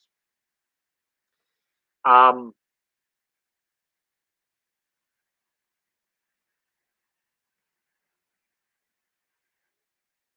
Clint Newton, obviously, yeah, has a. I think Clint Newton, for his flaws, and there are some, I don't think he's necessarily. I think you need someone who's going to dig their heels in, but do it in a way where they're calm. They've got principles, but they're willing to negotiate. They're willing to be balanced. I think Clint Newton, is a little bit too entrenched in his position. He's not really willing to be as flexible as I think he's portraying. I'm not sure all the players are on side. I'm not, and when we're talking about education programs, okay, some of these players didn't do so well at school academically. If we're talking about a vocational class at school, where you're talking about carpentry, bricklaying, paint and decorating, those kind of trades, plumbing, I bet you a lot of those players who, if they weren't rugby league players, would be working on a building site or working in a factory or a warehouse, doing grafting, working class jobs, would do really well. I don't think they've been fully. We're talking about these educational programs and making sure the players fully understand what's going on. I don't think the RLPA has really well explained it to their members. What is actually going on, and the RLPA is there to represent their members. So if a player's got a concern about going, okay, I think I've been rushed back from injury too soon. The physios are saying I'm good, but I know my knee's busted and I don't feel comfortable, but I'm being pushed back to play, and they're saying if I don't do this, my contract's not worth. That to me is quite um, you know that's where a union's good. Now we are talking about player welfare, and education is part of that. And I don't think the RLPA in this instance has been fully clear with all their members what they're actually boycotting the media for, why they're threatening strike action. And that's down to some more senior players as well, who are the player reps. Um, yeah, that's something else. I think they could be a little bit better at simplifying the arguments for those players who may not be the most articulate when it comes to academic style discussion. A lot of these players may be the only breadwinner in their family. They may be from a single parent household. They might have a younger sibling who's got a disability, for example, that they are the breadwinner for. they have young families where they might have a baby on the way. So we know Sean Johnson's wife is expecting a child, and that's got to be a concern. I was like, okay, well, my partner's got complications during pregnancy. And so that's got to be on players' minds is my welfare and the welfare of my family. Like I've got to provide for them. If I'm forced to retire early because of injury or health issues, how am I going to provide for my family? What's my career going to look like post rugby league? Do I stay in sport as a coach, as an ambassador, as an administrator? Do I get involved in administration, or do I go out into the workplace? Is there a fund there for me to learn to be a plumber, to be a builder? Maybe Jeff Toody, he's an accountant, so there you go. It's not just do I go back into university like who's the player? The Broncos vice captain, Carrigan. He's got doing a university degree right now. Um, that kind of thing. So post playing career choices, a whole range of issues. I think the the RLPA needs to be a little bit more transparent in what they're threatening strike action, but the NRL as well needs to work with clubs to go, okay, this young player he's having another knee reconstruction. He's played a handful of first grade games.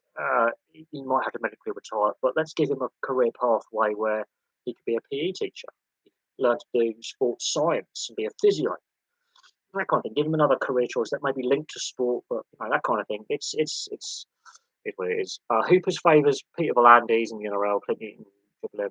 Yeah, the spat between Paul Kent. Paul Kent, I think, doesn't come back. I honestly believe that. I think Paul Kent's done. I don't think he'll appear on TV anytime soon or radio. He might still have, a journalistic career in writing articles and being an author, but I can't see him coming back, at least in the short to medium term, to TV and radio.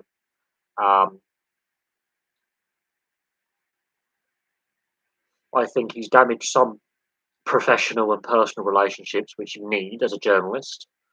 And it's all gone very quiet on Paul Kent and the allegations against him and the charges against him. But we'll see what happens there towards the end of the year, November and December, when court dates, get finalised and court appearances happen and any potential criminal trial begins. And whether it actually gets to court, whether it just collapses before it gets to court. But there's not been a lot of reporting in regards to what's going on, because that means Murdoch journalists are going to have to report on another Murdoch journalist, and there seems to be a complete conflict of interest there. Scotland next of Chiefs fullback Stuart Hogg announces retirement from rugby. That's a big blow for Scotland. I think the Chiefs will be okay long term, but rugby union at club levels in a financial mess anyway, which I think it helps the Chiefs on their salary cap issues. It means they can get a younger fullback in who costs them less money. So financially, it helps the Chiefs. For Scotland, that's a big blow. But I think it was hinted that he wasn't going to be part of the Scotland setup.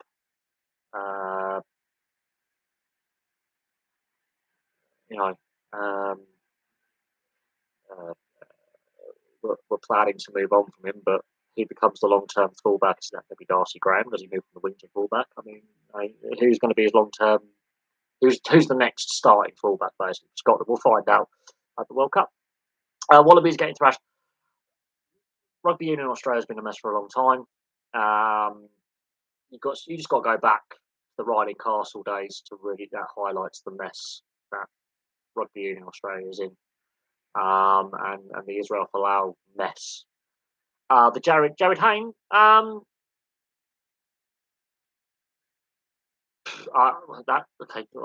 How does the fellow prisoner having a health issue come into it? Jared Hayne. Look, there was always rumours circulating around his behaviour towards women. The fact that obviously he's had these legal issues, and I think the US, there's ongoing legal stuff in the US.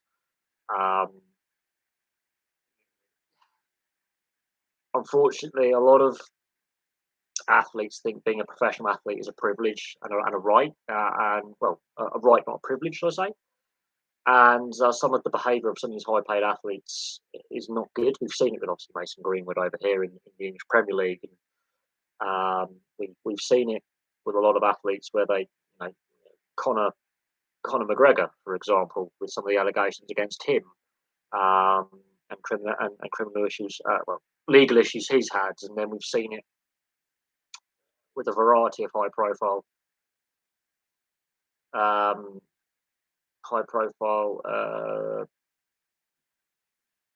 athletes, and even Hope Solo, the US female soccer player, football player, when she had the domestic violence allegations against, I think it was a nephew or a niece or something, where either a brother or sister's kid was in her care and physically assaulted them.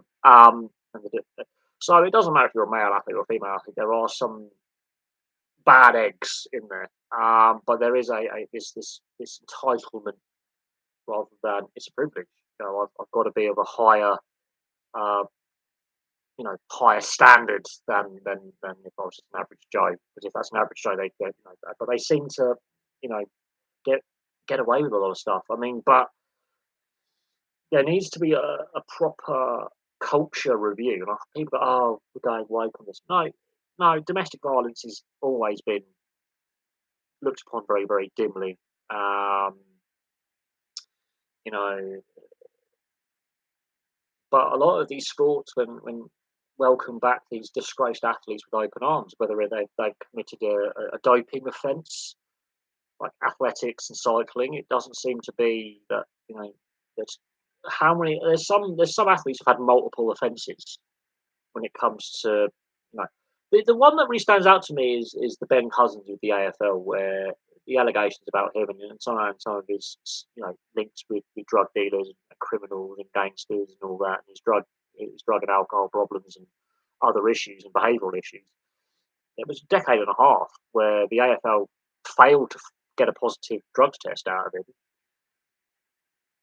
and then but there was a lot. It was just his behaviour, just it's just the two documentaries that have been done about Ben Cousins really are make open your eyes to mental health and addiction issues. But the AFL, instead of trying to work with his family, and he was badly advised by his agents. He was a very young, talented player who was thrust into the limelight very, very young, wasn't given the best guidance, and had issues as a teenager. And you could say his family failed him a little bit. And they had concerns going back to when he was 16, 17, going, hey, he's partying hard, and he's in the youth system, and he's going to be playing in the AFL. He wasn't properly guided. A lot of money was thrown at him, and he had a lot of issues. Um, so there's that. Conor McGregor I don't know, but he's had a lot of legal issues against him over a long period of time. He doesn't come across as a particularly nice character. A lot of Irish people don't like him. He's not, from what I can gather, a lot of Irish people go, he's a disgrace to Irish sport. Um, if this is all an act just to get publicity, it's disgrace. He doesn't represent the Irish people. He's this negative stereotype of Irish people being, thugs, and drunken, and all. A lot of people in especially Dublin don't particularly like him, and the way he conducts himself in public. Yeah, there's no doubt he's a very, very good mixed martial artist. We can all agree on that. Whether he's peaked in his career and his career's on the downward trend now, some of his antics really are concerning.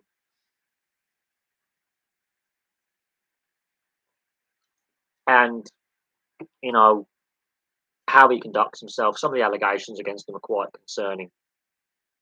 It's clear that there's drug and alcohol misuse there. Um,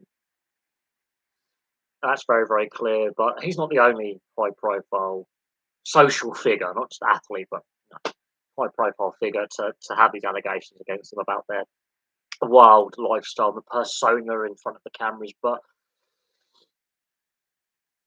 I think the circus, the media circus that's now following boxing and mixed martial arts, so like UFC and Bellator and some of these other MMA promotions. UFC is a promotion, are quite concerning. I think it devalues mixed martial arts and boxing. Quite, and for me, it's quite damaging for the brand, because I was always brought up to believe, and I've got friends know got, who are boxers and who are mixed martial artists, that you're meant to it taught you discipline, respect, and control. And all I see from these boxers and MMA stars, fighters, is a lack of respect, a lack of control, and a lack of discipline. And then you got to start looking at their coaches and their support teams and go, well, you're just, I don't know, just, and the promoters, the Frank Warrens, the Hearn father and son, and Don Kings and these other big name promoters in the martial arts and the boxing world, they almost encourage this kind of persona behaviour of disrespect, lack of discipline, because it's creating controversy, which means people are looking at their product, whether they actually buy the pay per view, but they're buying into reading the news articles, watching the documentaries, the films, all this kind of stuff, and it makes them money. And it, whether Conor McGregor's found guilty of the charges against him, which are quite serious, this isn't a public misdemeanor charge. These are quite. If you look at it, it. There's going to be a moment where he does an AJ Simpson or an Oscar Pistorius. That's what I see with Conor McGregor's future there. West Indies missing out on the Cricket World Cup. West Indies break-up of cricket could happen. Pros and cons. There isn't enough money in the individual nations of the West Indies, apart from Jamaica and Trinidad and Tobago, for that to happen. The smaller island nations like St. Lucia, for example, and Barbados, and St. Kitts and Nevis, and Dominica and Antigua and Barbuda, and there isn't the money there. They would not survive. There isn't the money there. These are very, very poor nations in comparison to the US and Canada, for example, for average income. They're heavily reliant on tourism. There isn't the industry behind to create the jobs, to create the investment.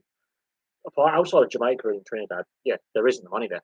That would be the negative. And the positive, you've got all these various different Caribbean nations coming together as the West Indies, and there is a lot of divisions within that, because you've got the Jamaican Rastafari community, and then you've got the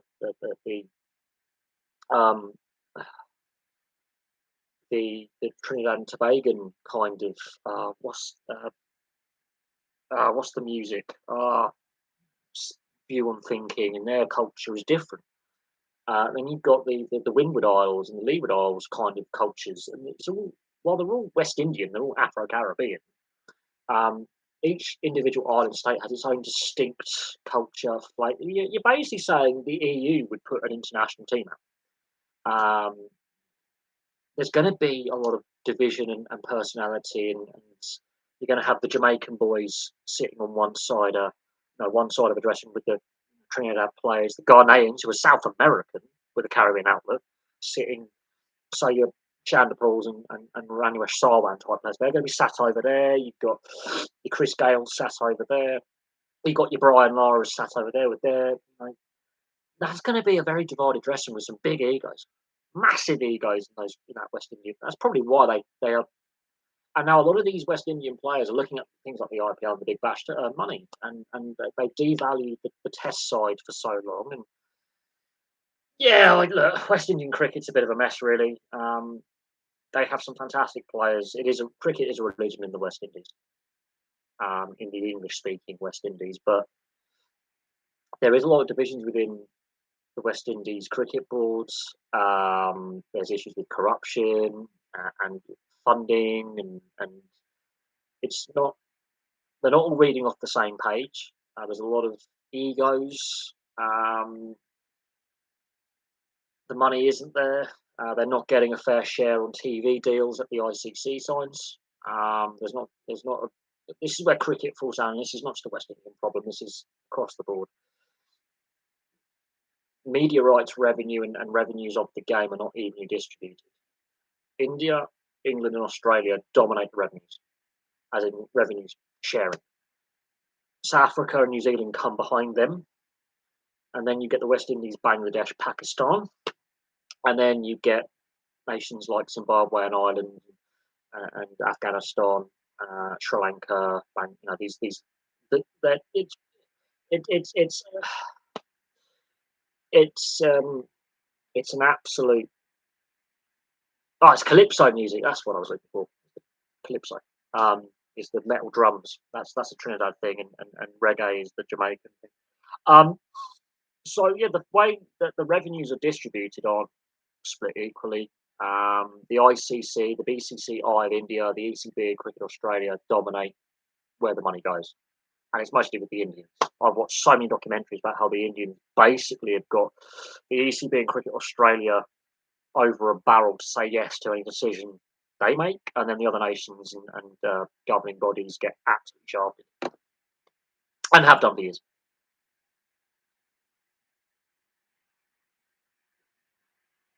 They have done for years.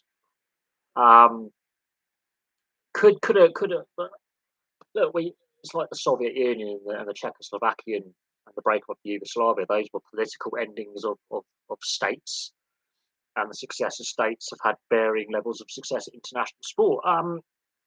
Any other sport, the West Indies compete as separate nations apart from cricket. So, but it's like Ireland with cricket and rugby union and rugby league. They compete as a unified nation. Every other sport they compete as separate, and that's again a political thing. I don't know. I think cricket in the West Indies is at crossroads. They continue to produce talent, but the direction the sport is taking over a long period of time has been on a downward trajectory in regards to the test team and centralised contracts and money. Um, quite frankly, um, and that's the issue that has been there for 25, 30 years. And I think, unfortunately, the ICC is failing a lot of test playing nations. They're failing. You know, the West Indies, they're failing Sri Lanka, they're failing Bangladesh, they're failing Ireland, they're failing, you know, Zimbabwe, and it's an ongoing issue that isn't being resolved. And what can you say? What can you do um, in um, fixing the problems?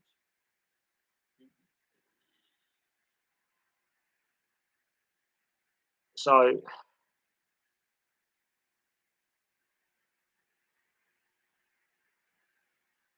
so there is that. Uh, but as I say, um, is cricket popular in Ireland? Well, Ireland's got a test team, and Scotland do have a one day and T20 team, so there are players.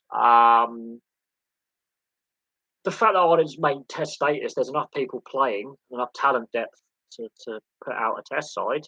The facilities need massive improvement, but it's very popular at university and in private school, yes. The issue with countries like Scotland and Ireland in regards to um, the the sport is Ireland and Scotland. There isn't a lot of money flowing, and they've got very ironically outside of a couple of major towns and cities, it's a very rural country. Is Ireland, same as Scotland, and there's a lot of politics involved, and so Ireland, the only completely professional sport is rugby union, really, and to a certain extent, association football, but the money isn't there. But kids play it, adults play it, and the fact that Ireland got test status is a massive positive. It's growing. Scotland, I'm surprised that the growth hasn't continued. They've had some great stories. I think this is a guy will go nicely on the way to getting test status. Um, but Scottish sport is in a mess for investment. It really is. Um,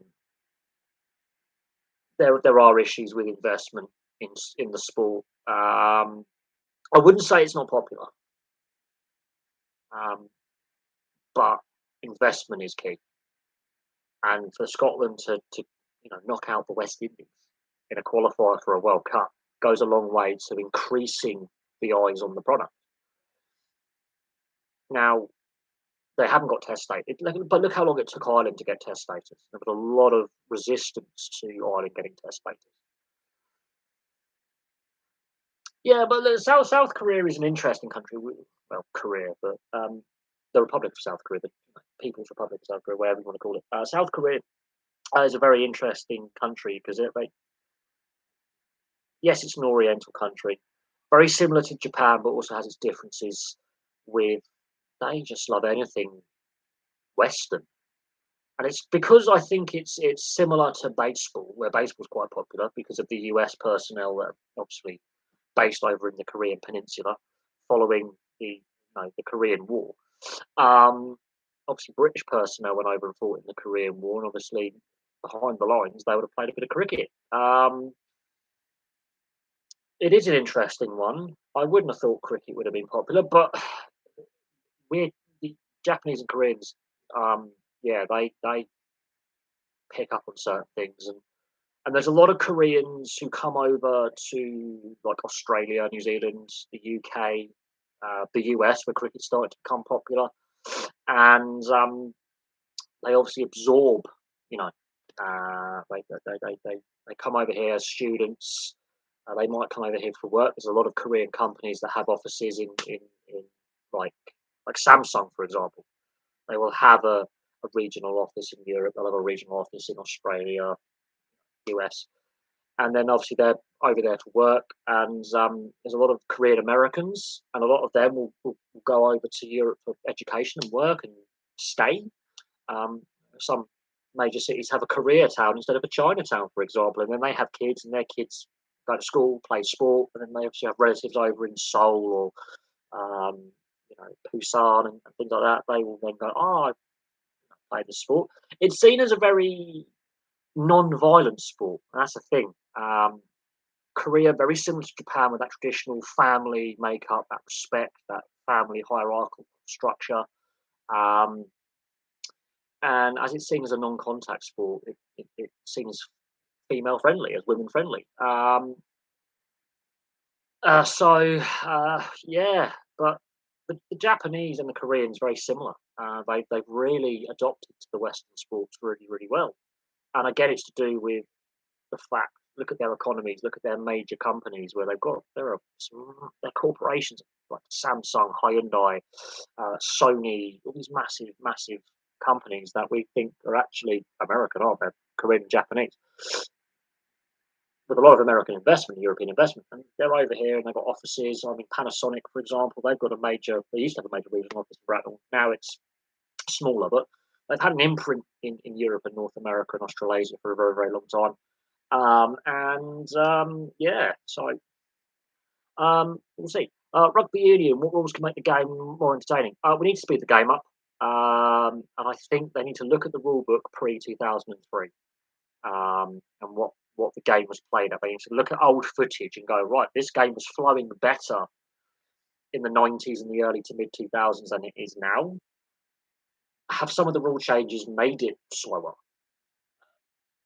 That's a problem. But they need to look at the scrum. They need to look at um, the advantage rule and how long is advantage going for? How long between set plays are you allowed? They have to put a set play shot clock. That, in my opinion, line outs, scrums, and free kick penalties. You have X amount of time to execute that next phase of play. Um, because you've got rugby league at these shot clocks now, where you have a limited time to form a scrum, do a line drop out, do a 20-meter drop out, that kind of thing. Bring shot clocks in, or time clocks. Say you've got 20 seconds. Form this scrum now, or we're going to reverse the decision. So if you won the scrum because of an accidental offside or a knock on by the opposition, and you don't get your players together to form that line out, or form that scrum, for example, as your team with possession throwing in the line out or feeding the scrum, it becomes a free kick to the other side. That will very, very quickly speed the game up. Things like that. A speed clock. So free kick or penalty is awarded, or a scrum or a line out's awarded to your team. You have 20 seconds to form your line out, form your scrum, or take the tap penalty or kick the touch. If you fail to do so in that time frame, it becomes a free kick to the other side. That will very, very quickly speed up play because you've just suddenly surrendered possession without even contesting it. You've just given it away by taking too long. That will get rid of the time wasting. Um, other than that, I think they need to really tidy up the scrum, so make the feed straight again, and make both hookers actually hook the ball. Um, so stop with the crooked feed because they've just allowed it to continue. And I think you have a maximum of three reset scrums, and then instead of just penalising either side, just free kick the other side, bang, very, very quickly. If you're in an attacking position and your scrum ain't working, and just hand over possession to the other side very, very quickly. Again, things like that, just anything to design to speed up the game. Not penalising, but free kicks, because you've just given away an advantage there. It's your feed. And after 3 free kicks, make it a penalty. Simple. Suddenly it speeds it up. It will speed it up. Coaches will be like, "Oh, we've actually got to scrum properly now." Bugger. We've spent 25 years not scrumming properly. Fuck. That kind of thing. This is what puts me off rugby union. I love rugby union. I played it. My dad played it. I've been watching it since the age of 3. I've been playing it since the age of 7 until the age of 21. What pisses me off is the scrum is a mess. The line-out's a mess. They can't feed the line-out. They can't feed the scrum. Crooked line-outs are a thing. Referees are allowing the players to time waste, bring in shot clocks, make the scrum a proper scrum where both hookers actually, it's in the title of their position, their name, hook the fucking ball. The scrum half has to put it in on the mark rather than between the lock's legs, and make the flankers and the number 8 correctly bind. I think you give the 3 chances to form, to feed it straight, whatever. 3 reset scrums, then it becomes just automatically a free kick to the other team. After that, it becomes a penalty to the other team, even if they're the ones offending. Very, very quickly, that's going to piss off the coaches to go, we've got to coach this right. We've got to go back to principles. We have to go back to the original feed the ball straight. You have 20 seconds to form a line out or a scrum or take the tap, kick the touch, whatever. Very, very quickly, if that is failed, and then go, 3 chances to do it. After the third one, it's just automatically surrendering possession to the other side, it becomes a penalty. And then after 3 of them, right, to the random player, you're getting sin bin. Because very, very quickly, players go, why am I getting sin people? It's a team penalty. It's a team offence, constant time wasting. I'm just going to cherry pick a team, a player. I'm going, right, you're the nearest player, you're off. Fans will blow up. Why is that playing? Because it's a team infringement. Or I'll go, as the referee goes to the captain, right, I've given you multiple opportunities. I'm now taking a random player, sin bin for 10 minutes. Very, very quickly, they will sort it out because they're getting penalised. You're spending time off. And then if a team consistently does that at club or international over several periods of games, they're getting a lot of penalties and a lot of free kicks against and a lot of sin binnings. The team gets fined. And because money's tight in the club game, that will very, very quickly stop and speed the game up because they're now being financially punished. They can't afford. There needs to be consistency. Ref by the rule book. Stop with this refereeing by interpretation. The laws of the games are there. Bang. Get rid of interpretation. Rule book. Black and white. You either have black and white, or you might as well not just throw it out the window. My opinion on that one. Honestly, the ball needs to be fed straight to the scrum. Hookers need to actually learn how to hook the ball, and feed it straight and actually have a proper scrum, and have both 6 and the 7, the open and blindside flanker and the number 8 properly bind. Because ironically, if you properly bind, you actually drive straight. It's weird. We need to look at scrummaging technique. There's some dangerous scrummaging technique, which is going to end up paralysing high-profile players. Not just like the community game. The tackle laws they brought in for the community and semi-pro game are a joke. Absolutely.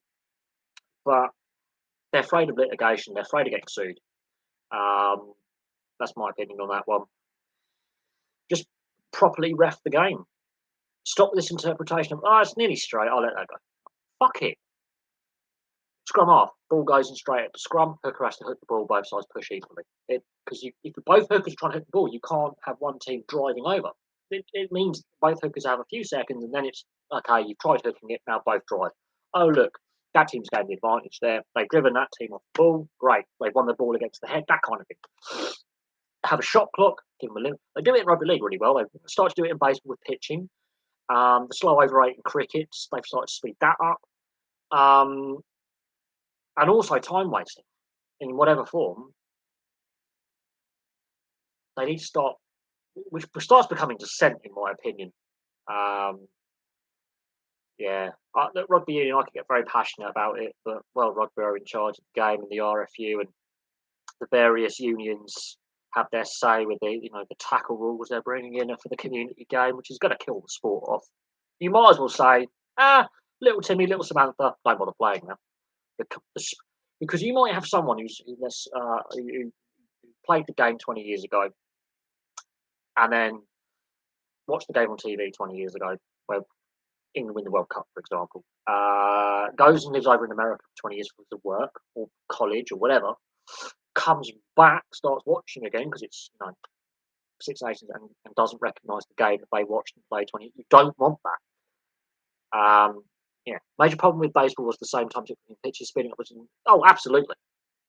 Absolutely. I do think that actually had a bearing on the scoring in 2023 in the London series over 2019. The NRL with the shot clock when it comes to line dropouts and 20-metre dropouts and forming scrums, you have 10 seconds. Otherwise, you lose possession. It really is simple as that. You have 10 seconds or 15 seconds to pop in a captain's challenge in rugby league. Otherwise, you lose the right. Very quickly, the player shut up and form that scrum or form that defensive line. I tell you. Yes, football does need to stop the clock. Get rid of the added time, because that then negates the time wasting. Simple. Stop the clock for substitutions. Again, that's up for FIFA and the various domestic FAs to trial in a certain league. Okay, we're going to get rid of the referee actually stop the watch and start the watch again. Go, right, now we've hit 90 minutes. My alarm's gone off. Thank you very much. Right, done. Yep, absolutely. The amount of money in football, how they haven't just looked to that rule and go, well, the referee has 2 stopwatches. Why? One for the added time, one for the constant stop-start. It's bizarre how they work out added time.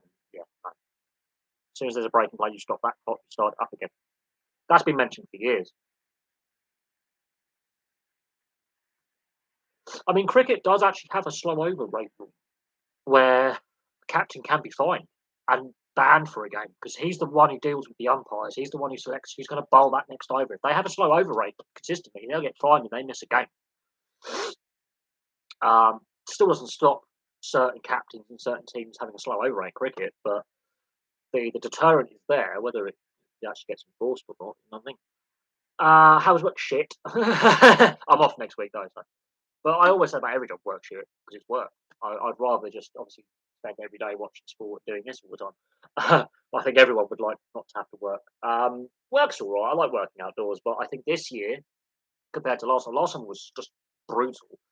I get 20 days contracted holiday plus I work overtime, which is bank holidays, so I earn extra holiday days. So I earn in lieu days. So I can end up, depending on the year, when certain days like Christmas and Easter fall, I can end up with certain amount. Like this year, we had the extra bank holiday for King Charles's coronation, for example. I think last year we had the Queen's Jubilee celebrations. We got 2 days. So that has a bearing, and there are calls, and they are looking at increasing the number of public holidays more in line with some other European nations. There are a lot more public holidays per year. We actually have the fewest in Europe. Not necessarily the fewest in the world, but we have the fewest in Europe. So they're looking at legislation to bring in more public holidays. But certain companies, certain industries don't want that because that reduces productivity, and other companies, other industries like that because that means they get more retail, for example. Some companies make a lot of money on public holidays because they get more people as customers coming through the store, like I say, restaurants. But at the same time, I think sports fans would like that because then you get these big rivalry games put on TV. More people are at home. The sports leagues like that in a certain aspect because they get a bigger TV audience, bigger online internet audience.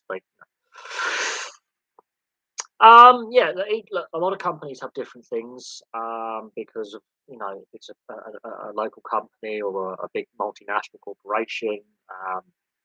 But 32 days a year is more than the legal minimum is 20 in this country. And how they do bank holidays, non-paid bank holidays, and national holidays, and Christmas, paid or unpaid, is an interesting one. Um, it depends on the state. Some states have state holidays. There are federal holidays like 4th of July and Thanksgiving. Um, but outside like Labor Day, actually, I don't think they do. I don't think they do. Um, it's, it's I think it depends on the US state. I know Canada's a little bit more like us and the rest of Europe with like the May Day holidays, for example, on the 1st of May. The French, for example, have Bastille Day, which is technically today, but the bank holiday will be tomorrow. Um, other countries have their Independence Day or their National Day or their Armed Forces Day, or certain some nations are a bit more religious in the sense that they still have state religion and state and religion more closely aligned. So they have like feast days for church or synagogue or mosque kind of thing, where a certain religion gets a holiday, where the old religious holidays are part of the national holidays. Yeah, look, that's been argued for a long time, but then you basically shut down, you know, 3/4 of the UK economy, pretty much, because Northern Ireland, Wales, and Scotland they don't contribute nearly as much to the UK economy as Georgia's do. And it's just an economic thing, really. But if they were to say, you know, 5/6 of the, I think what's the population of the UK? Is it 70 million or is it still 65? It's around, depending on the census you look at and what data is available, it's either 60 to 70 million. If you were to say 50 to 55 million people in this country, now you get your day off work today, but the other three nations in the UK have to, work it. That's going to be a nightmare. There's no bank holiday in Scotland, so there, so okay. It gets more recognition as certain companies in various industries will actually give you the day off in Scotland. If it's St Andrew's Day or St Patrick's Day and I, certain companies will actually go, well, we've got a lot of people of Scottish or Irish background. St David's Day, for example, in Wales, they'll go, it might be an English company, let's say in Shrewsbury, they might go, actually, we'll say, a lot of Welsh people will say you can take a lot of people off this day or have a half day. A lot of companies go on half days, ironically, without officially having it as a national holiday. But there's definitely a discussion about the four Saints days, the national saints, and having them as the four extra bank holidays um, in the UK as a whole, and saying, well, we're going to have these days off, as these are very quite important. But as again, professional sport loves that. The team owners love that because they get more fans coming to games, watching on TV, watching on the internet, buying the merchandise, following on the radios. They get revenue. Whether the fans actually enjoy having all these things, yeah, whether other companies associate, like so restaurants, pubs, they love and hate national holidays because staffing, but they make a lot of money. Transport workers hate working bank holidays. But some people go, actually, I'm earning double, triple pay here, so I might as well work one out of. I think some companies say you've got to work a percentage of the bank national holidays. So, one of my previous employers said you've got to work 3 out of 5 of the standard bank holidays that are always going to be there. So, Easter, Christmas, May, 3 in the summer, and they were more lenient over. You take 2 in the summer and maybe Christmas, or you take 2 in the summer and maybe Easter.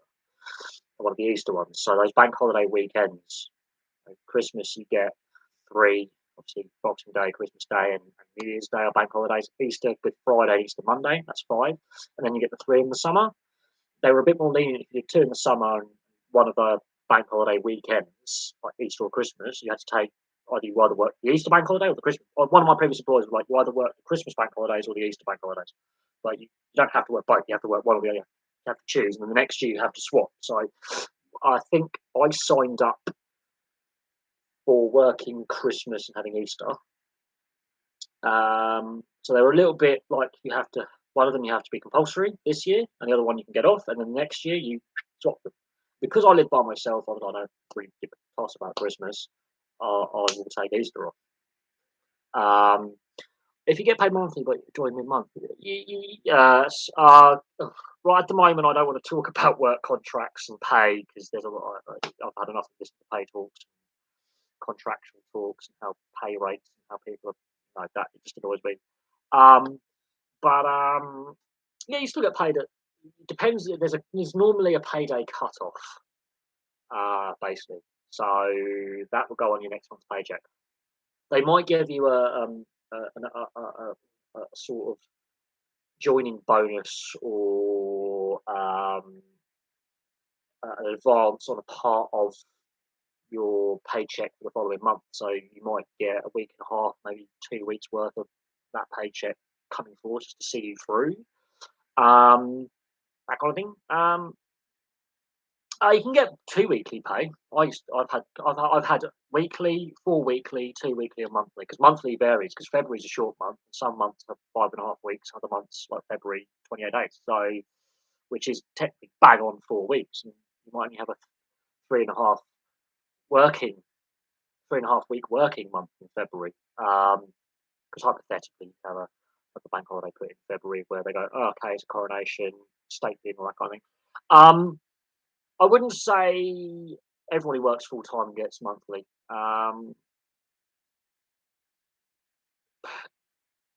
It it depends on the company and how much they're paying a payroll company or their own or they might keep their payroll internal to manage that. How much it costs them because if they're keeping it internal, ironically, that they're not paying another company to do their payroll for them.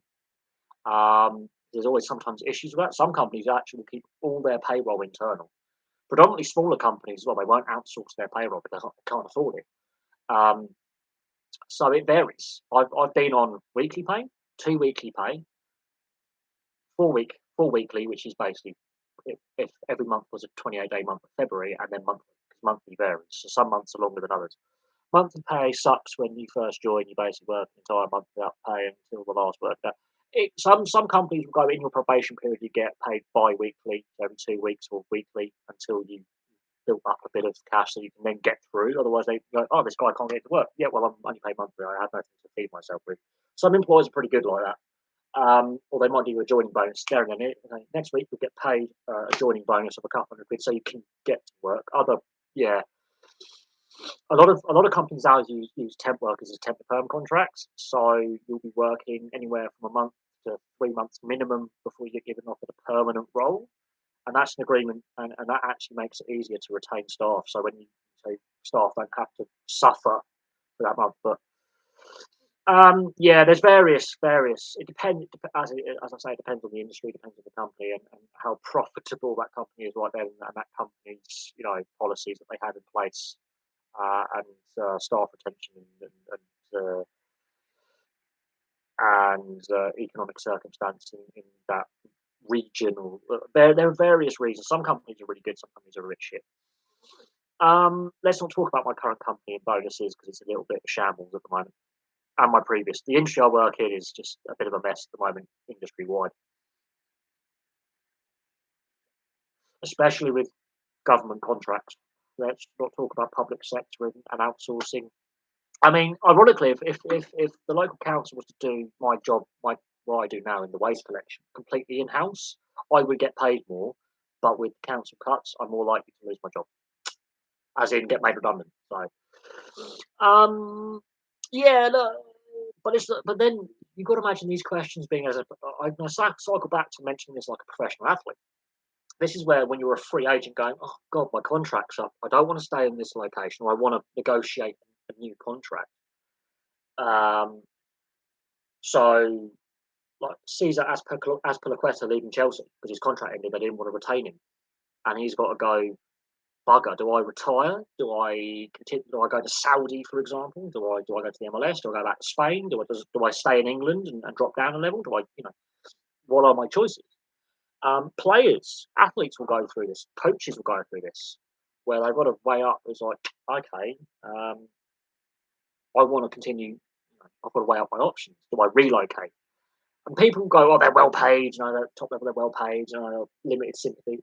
Well, ironically, yeah, the top paid and the higher above average, yeah, you could argue, okay, it's the lesser paid, it's the lower level professional athletes who don't get as much money, and they're they're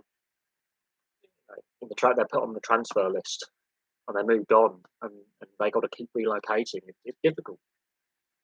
It's not just different countries; it's a different part of the country. So you look at like the things like leagues like the NHL, NFL, NBA, Major League Baseball, and you might be playing in San Francisco or Los Angeles, and then you get traded to a team on the East Coast, say New York or Florida would be quite nice because their tax rates are. And then you've got to, find someone to live, get your kids in school. Your spouse may have to change jobs if they can't work remotely. That kind of thing.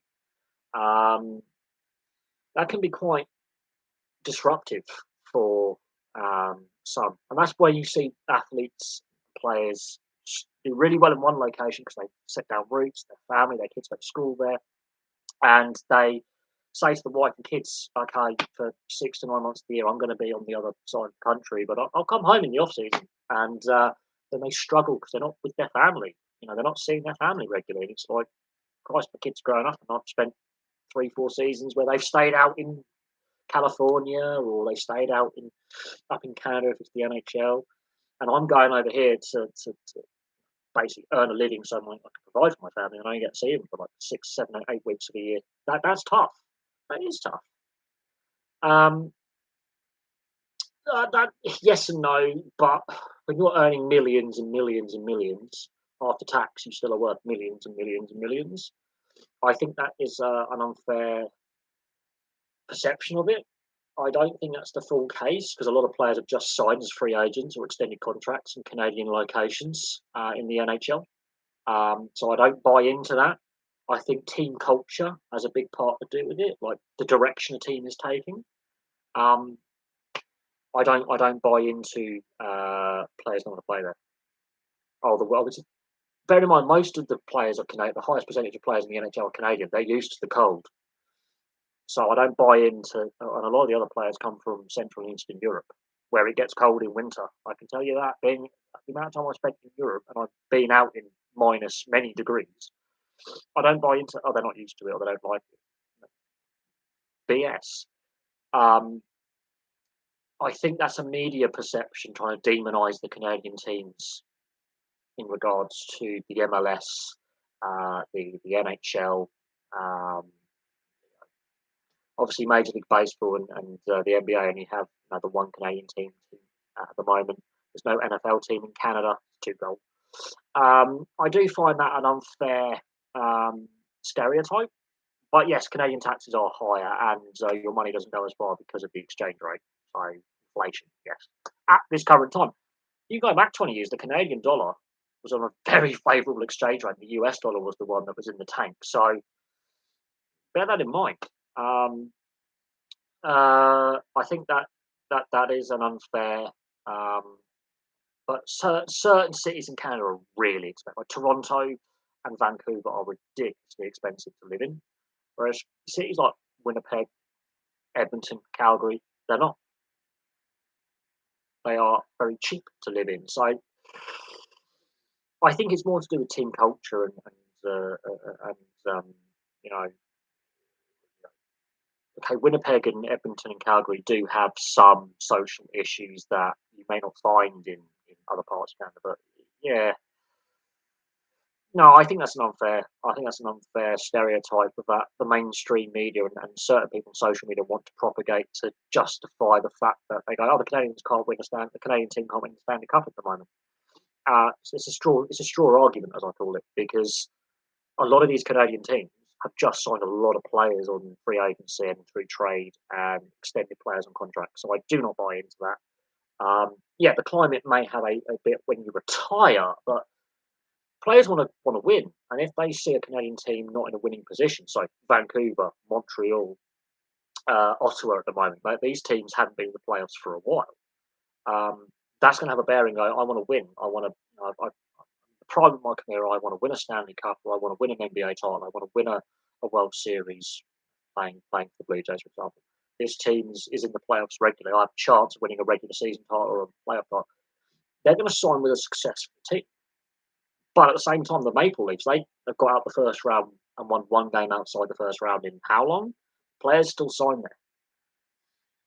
So I don't buy into this free agents don't want to sign in Canada. That is BS. Utter BS. Bollocks. Because Edmonton are signing players. You know, Toronto's signing players. Toronto is hideously expensive to live in as a global city. It's bloody expensive. It's like London, it's like New York. It's ridiculously expensive to live and work in Toronto. Edmonton is a shithole, right in the arse end of closer to the Arctic Circle than it is to the Canadian border with the US on the 48 states. Right? It's got a high crime rate. It's in the arse end of nowhere. Players are still signing there. So I don't buy into this other climate shit, all this, the taxes are too high. BS. No. You sign with a team because you like the culture in the dressing room. You have a good rapport with the general manager and the coach. You see a good progression with your skill development and post-playing career development, where you might want to stay in coaching. You might want to get in the sport and stay in the sport. You might see, a good place to raise a family. Some of these Canadian cities do have social issues where you might want to invest in property. The property prices here are a bit cheap. There's crime issues. So Winnipeg has that problem where it does have a higher crime rate than other Canadian cities. It's still safer than any city in the US. Just going to mic drop that one there. But the taxes are higher. But you get better healthcare. Who knew? You actually pay tax, you get a better healthcare. It's just mad, that isn't it?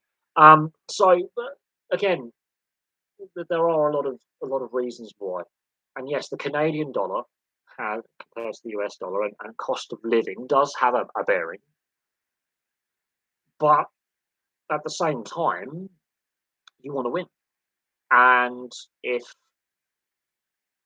that team, for example, has got a good culture, a winning culture, regularly makes the playoffs, regularly wins their division, you're going to sign them because you have a very short professional career, which could be done in like a handful of years.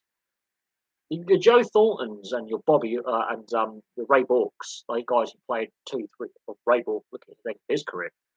Your Wayne Gretzky's, who are some of the best players we've ever seen, but had careers that spanned multiple decades. Like Ray Bork and Wayne Gretzky joined the NHL at the same time. The difference between Gretzky and Bork is Gretzky played in the WHA for a year or two. Their professional careers go from the 70s to the 90s, 2000s. Ridiculous, right? Gretzky retires in 1999, but Ray Bork goes into the early 2000s. That's 70s, 80s, 90s, 4 decades. 4 separate decades Ray Bork played as. Jaromir Jagr is still playing as a professional athlete.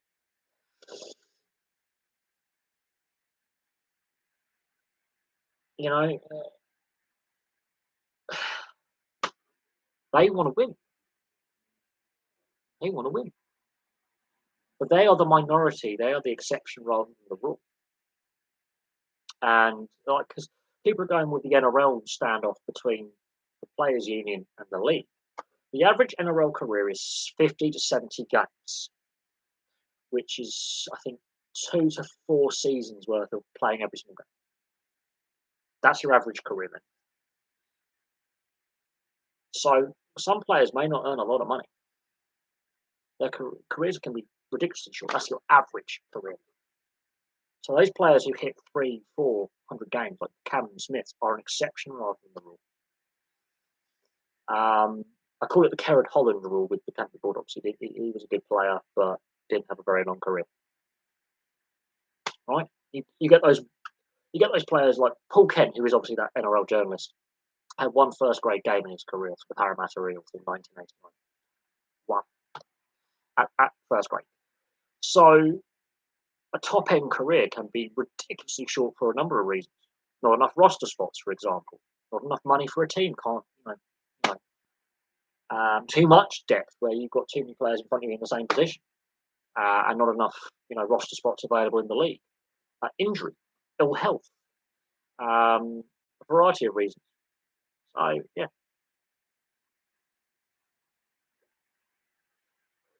And so I can understand why the NRL and the RLPA are at loggerheads. I can understand why we've had 3 NHL lockouts. I can understand why the Major League Baseball lockout happened. Major League Baseball professional careers, sometimes I think the average career is 3 seasons, 4 seasons, and you're one and done, you're done. So yeah, there is, and sometimes some players don't debut until their late 20s, early 30s at the top level. It's get those fairy tale stories. This guy who's played in the minor leagues for years, and he finally gets his call up and gets a couple of MLB games. He's done. So careers can be earnings got to be maximised. Careers can be chronically short, and I think you've got to hit so many games played before you get pension funds accessibility and support from professional leagues. The leagues done it in a certain way. They don't want to pay money out to look after ex players. They put so many criteria going. To be part of the CTE lawsuit, you've got to have played X amount of games at this level. What? I was on a 2-way contract. I got call ups when there were injuries. What? I don't qualify. Nope. You weren't played enough NHL, NFL games. You were a fringe player. Bollocks. It is. Same with the NRL. You didn't play enough games in the NRL, but hard luck, you were in the New South Wales or Queensland Cup. Okay. This is the thing. And this is so. Oh look, yeah, you could argue that. It's the millionaires want to make as much money as possible because their careers are ridiculously short on average, and the billionaires don't want to spend money. Really, you haven't got many uh, philanthropists as owners at the moment. There's a lot of, but necessary greed versus unnecessary greed. But the media will always say the players are the ones who are greedy and try and turn the fans against the players. And really, in most cases, it's a majority of owners in a league may be, I'm not spending money on that. No, that's going to ruin my bottom line. A lot of owners are actually quite compassionate people who go, actually, like, I remember my business was struggling 20 years ago. I didn't have a lot of money. I had to lay some staff off. I didn't like it. Okay, I'm going to look after my employees who are my players. But in general, yes. Um, you know, but the media will try and do it in a way where they try and make it's like with the NRL right now with the RLPA. They're trying to make the RLPA out to be the bad boys here, when actually the NRL are the ones who walked away from the negotiating table. Which I think is stupid, considering that actually the RLPA could derail a lot of the NRL's plans going forward, which could cost the NRL a lot of money. I think the NRL think that because the threat of strike action in the off season and pre-season this year didn't get followed through, that the RLPA aren't going to use that trump card. And I think the RLPA are like, well, we've had 20 months of negotiation. We're still willing to negotiate. They're not. Okay, we'll go on strike then. Force them to the table. But then the media, who control a lot of the funds in the game because of the revenue, they're the ones that are going, we'll have that nasty reporting against the RLPA and Clint Newton will make these players and this union head who was an ex-player the bad guys. Some NCAA athletes are now getting paid. The NCAA is basically a Ponzi scheme for the NCAA and not the players. I think we need to look at the US sporting system. We do honestly need to have a look at how that is structured. Like the NBA does have an affiliate league. The NHL does have an affiliate league. Major League Baseball does have affiliate leagues. The NFL doesn't, and it's the NFL where a lot of these football players who don't go on to be professional in the truest sense, NFL or CFL players, end up leaving the sport, and they're left on the scrap heap. Now, they may not be, as I say, academically gifted, but vocationally gifted. I use this argument. Most athletes aren't very good at book learning, let's say. They're more gifted in working with their hands, so engineering degrees, that kind of thing, and working in building stuff. So carpenters, bricklayers, plumbers, that kind of thing. and hard working class graft, and they're given these scholarships, these sporting scholarships. Um, so this is where you get those athletes who are would see that, they'll be working on a farm in Oklahoma, for example, or they'll be working or they'll be working in um, a factory in Pittsburgh, or if they're from the African American community, they may, unfortunately, gang violence, unfortunately, is a thing, or be working a menial job on a building site. So with the Hispanic, the Latino community, Hispanic, because there is an investment in those communities. So, and that they are more gifted with working outdoors. So construction jobs, trade jobs, factory jobs, warehouse jobs, that kind of thing. And sport is an escape from poverty for these young men and young women, but young men predominantly. And when it comes to the NCAA programs, they do end up on the scrap heap, a lot of them, and they don't have that long term future because they've been given these sports scholarships. And there's a limited number of roster spaces available, and there isn't the minor league affiliates there, especially in after the NBA minor affiliate. That's it. Whereas the NHL and Major League Baseball do have a lot of minor affiliate leagues. And there are more professional baseball and ice hockey leagues globally than American football. Let's just say that. And yeah, and they are thrown on the scrap heap. And unfortunately, they're not looked after either. The health issues that result from contact sports, they're not. There is a big problem. I don't like that. I don't like predominantly young people, well, predominantly young men, not being given a future. So yeah, there we go. I think the NCAA needs to look at itself, and these professional leagues need to look at themselves. They won't do it because it's money. It means money, money, money, money, and money.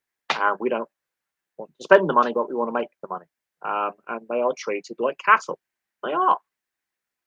Livestock have more rights, at least in Europe, they do, than, uh, than some of these collegiate athletes who are thrown in the scrap heap, and high school athletes that are thrown in the scrap heap. And just, I don't like it, but it's American capitalism for you because that's the best economic model. So basically, exploiting exploiting free labour for financial. Yeah, it's wrong. It's so wrong. But that's my view on it. The NCAA football may cease to exist in the future. Local football programs relocate. It's the TV networks drive it. Um, they also make a lot of money out of gate receipts and merchandise sales as well. You look at the attendance at some college football games; they get ridiculous numbers of fans. Same with college basketball. But as I say, I don't follow the NCAA program because even though I'm a massive ice hockey fan, I don't follow the NCAA programs. Um, I just love watching the sport, but I'm not overly invested in the sport as I think I could be because these North American leagues have a way of shooting themselves in the foot. But that again, some of my personal views I think could start to get a bit political and social, and I try and keep the politics off this channel for the other channel, and I think I've found that politics is social media is just a really bad mix. Yeah, look, I think unfortunately, a lot of these young men and women are being screwed over by the NCAA. Absolutely. And then it's just not right. It is not right at all. But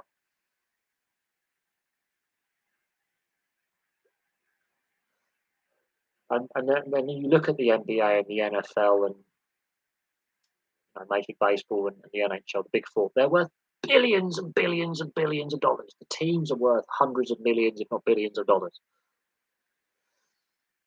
And these predominantly young men, but also young women are thrown. And same with the athletics as well. The track and field.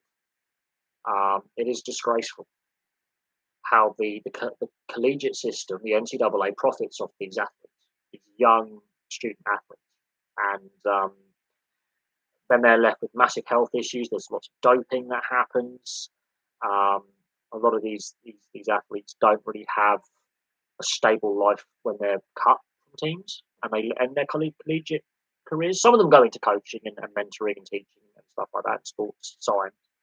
But a lot of them are just end up going back to the small towns in Arkansas or Mississippi or Oklahoma or Montana that they came from. I'm using all these random states because they have high poverty rates and high unemployment rates, and they struggle. They're beset with injuries and health issues that the NCAA haven't looked after. They might have blown out their knee, their elbow, their back. They've had the concussions. They've had the ruptured spleen or the bruising on the lacerated liver. Horrible. The bruised lung is a horrible one. I've had that. Horrible having a bruised lung. Brutal. And the related health consequences. When you look at healthcare in the US, and, oh my God, you've got to feel sorry for some of these young men and women who, by their 40s, are bankrupt. They're destitute. But it's an underreported problem. But it happens in professional sport when you make it to the professional level. That when your career may be cut short by injury, you're thrown on the scrap heap. We've seen it in European football where a kid gets cut from an academy team. We've seen some tragic suicides. This is something that professional sport has got the money there. It can fix it. Doesn't want to. So with the IC, lots of athletes are broke, even gold medals, whilst the IC is worth millions. It's yeah, the IC is corrupt as hell. That dates back to Nagano and Salt Lake City Winter Olympics. There's been a lot of, they've even admitted, yeah, we had some corruption there, but the IOC, FIFA, World Rugby, the IHF. The IHF actually comes across as a really well-run organisation. The international sporting governing bodies, it does come across as really well run and organised and transparent in comparison to their bigger brethren in higher grossing sports for revenue. If I could say so myself, there's still some controversies around the IHF and the IOC and the NHL in regards to Olympic participation for NHL players, but that's to do with player insurance and the NHL again being greedy and team owners wanting to maximise revenue and get their revenue. They want to have their revenue, but the IOC and FIFA and the NCAA and other governing what like World Rugby's got its issues, and then we look at domestic leagues as well. A lot of stuff coming out. There is a lot of hypocrisy, and there is a lot of former players who don't stay in the sport, who don't go into coaching and sports administration and working as in ambassadorial roles for teams or whatever, or working within various organisations in, let's say, a corporate role, who end up leaving the sport altogether once their playing career is done, who are just forgotten about, not necessarily the best advised when it comes to investments, who struggle with post-retirement, who struggle to adjust to being an average Joe because they have been in the media spotlight. The sports media and the tabloids have followed their lives around for 20 years. And they do struggle to post-playing. So some of them have got involved in the media, with not just the mainstream media, but involved with YouTube and setting up podcasts and working on Instagram and YouTube and having an income from saying working in the radio. Or, as I say, the sudden surge in podcasts, but they've basically left the professional sport behind and they've gone into basically independent media. Now, some have made a lot of money out of that, others haven't. So, yeah, not enough attention is paid, and this is where retirement funds and player welfare funds and player education funds and training funds to get them back into mainstream industry. Now, some of these ex-players in a variety of sports set up their own companies, be it a clothing company, a brewery, restaurants, invested in barber shops. They've got retail industries, service industries. Some of them have done really, really well. But that's the minority, not the majority. That's the exception to the rule. Is some of these high-profile players have got shares in restaurants and clothing lines and into let's say the brewing industry or manufacturing industries where they have gone, okay, I'll invest my money and I'll set up a microbrewery with a couple of people, make some money, or I'll set up a clothing label or a clothing line or whatever, make some money. And so, yeah, some have been really well advised with some of their commercial investments. Others have got involved in property and done rather well and are worth quite a bit on of value because they've got property investments. But not every player is well advised. Their agents will skim will be basically skimming their wages. We've seen this with high-profile player agents who've not necessarily had their clients' best interests at heart and have basically been stealing their money. These agents will go, oh, well, I know a guy who can get you some good investments, and they lose millions and millions in investments because they've been advised by someone they trust to invest in this company here, this stock market here, cryptocurrency, and actually they've been conned. We've seen that happen so many times. And the amount of, and people go, oh yeah, well, they're private citizens, they chose to invest the money, no sympathy, and they end up bankrupt. But you were lauding and loving these players for 10, 20 years, going, oh, this is the best superstar. Well, look at him now. Oh, shame. Well, the same applies to the average Joe. I've got no sympathy for someone who goes bankrupt. I feel sorry for the kids and the wife or the husband when high profile. But at the same time, you chose to make those investments. I'm going to treat you the same as on social media you treat these ex-athletes when they struggle. So there isn't. Yeah, I get very passionate about post-player welfare, post-playing welfare of ex-athletes. I do get very, very passionate. I really do, because a lot of them are not thought about when they retire. The injuries, oh my God, the medical bills. I'm so glad we live in Western Europe, well, in Europe, where we have taxpayer-funded healthcare. Because my God, their medical bills are ridiculous. The amount of operations, physiotherapy, and medications, the health impact of being a professional. Oh my, it's horrible. The mental health impact of, oh, I don't have to go to training anymore. Oh, yeah, but it's Jared Hayne, so I've got no sympathy for him because he's a convicted sex offender. So there you go. I never liked Jared Hayne.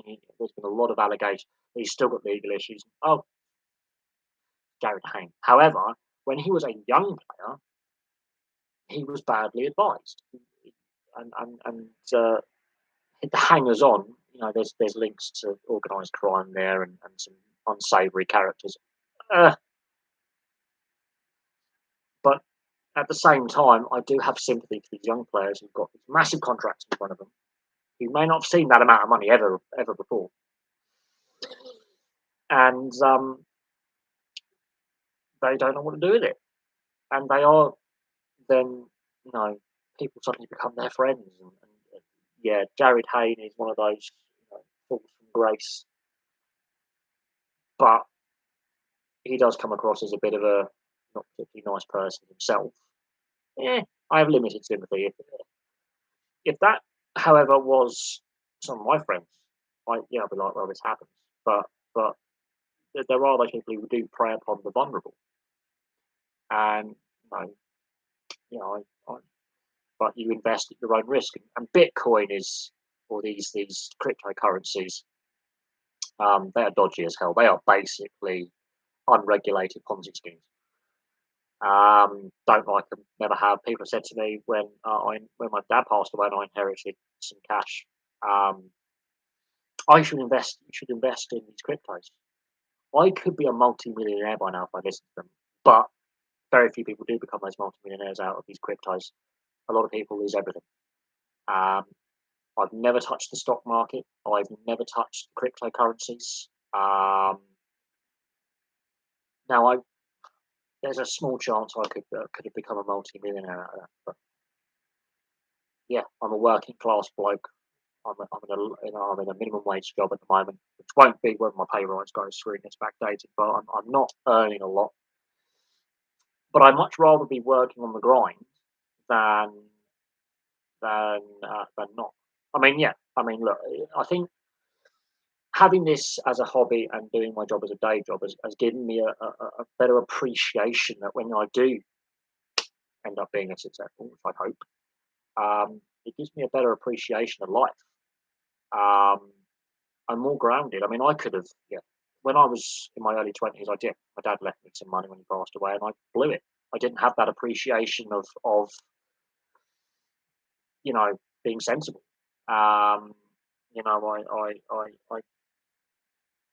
I definitely didn't.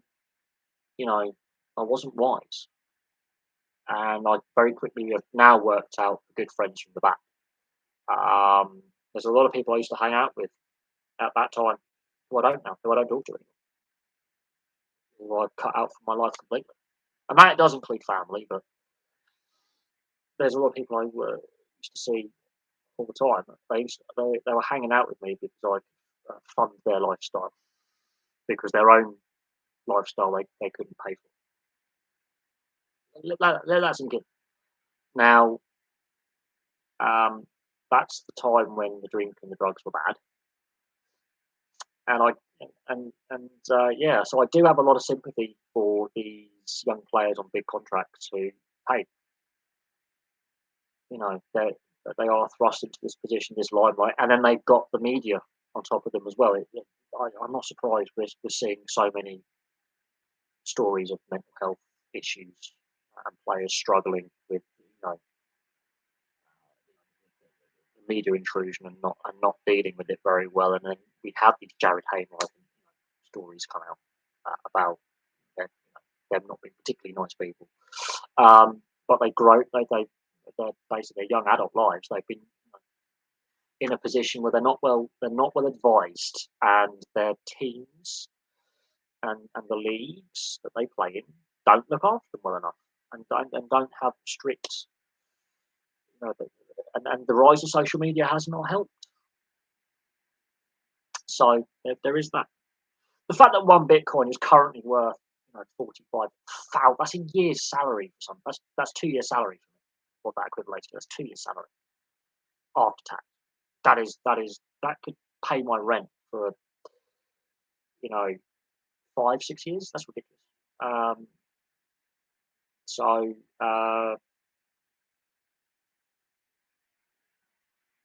um,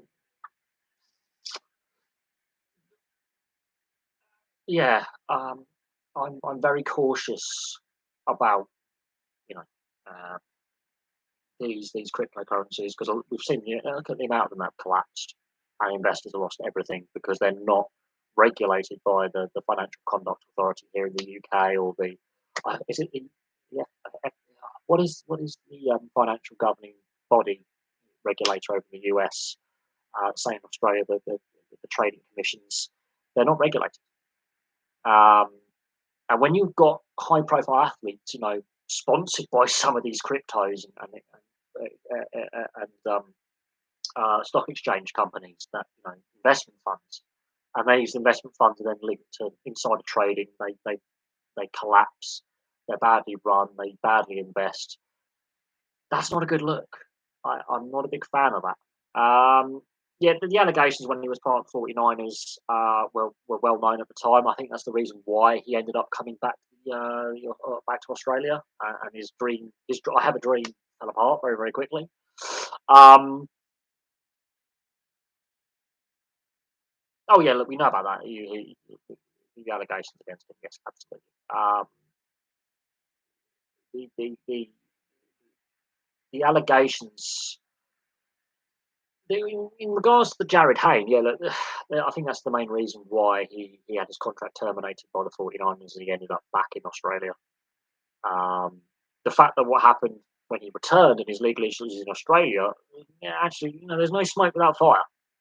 Um, and again, that's that kind of culture within professional sport. There is this sort of treatment of women, and we're talking about, we've got women in league round coming up, and obviously what happened with the rainbow jersey last year, the pride jersey with the Man team. We talk about all these, you know, themed rounds and themed nights that professional teams have. And they go, this month we're going to have 4 themed nights with women in hockey mum month, whatever it is, or women in league round, and stuff like that. And But then we hear about all the domestic violence allegations against current and ex-players, where there have been allegations of them battering their wives and girlfriends, or committing offences, or being alleged, like Mason Greenwood with Manchester United, and Jared Hayne with the allegations against him, and so there is still this nasty culture, this lad culture, where respect for women is not there, and they're seen as disposable, and they're objectified. And I did not see that when I was playing rugby union at the local community club. I didn't see that. The women's team do fantastic things, are very, very successful. I didn't see that in the dressing room, and people going over.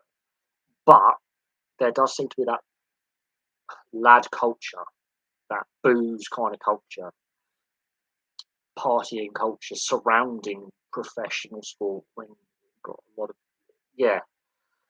Now, I did state in the Paul Kent video, when he was suspended by Fox League, and suspended by the Daily Telegraph, and stood down from co-hosting NRL 360, that men are not the only people who commit domestic violence. Women commit it as well.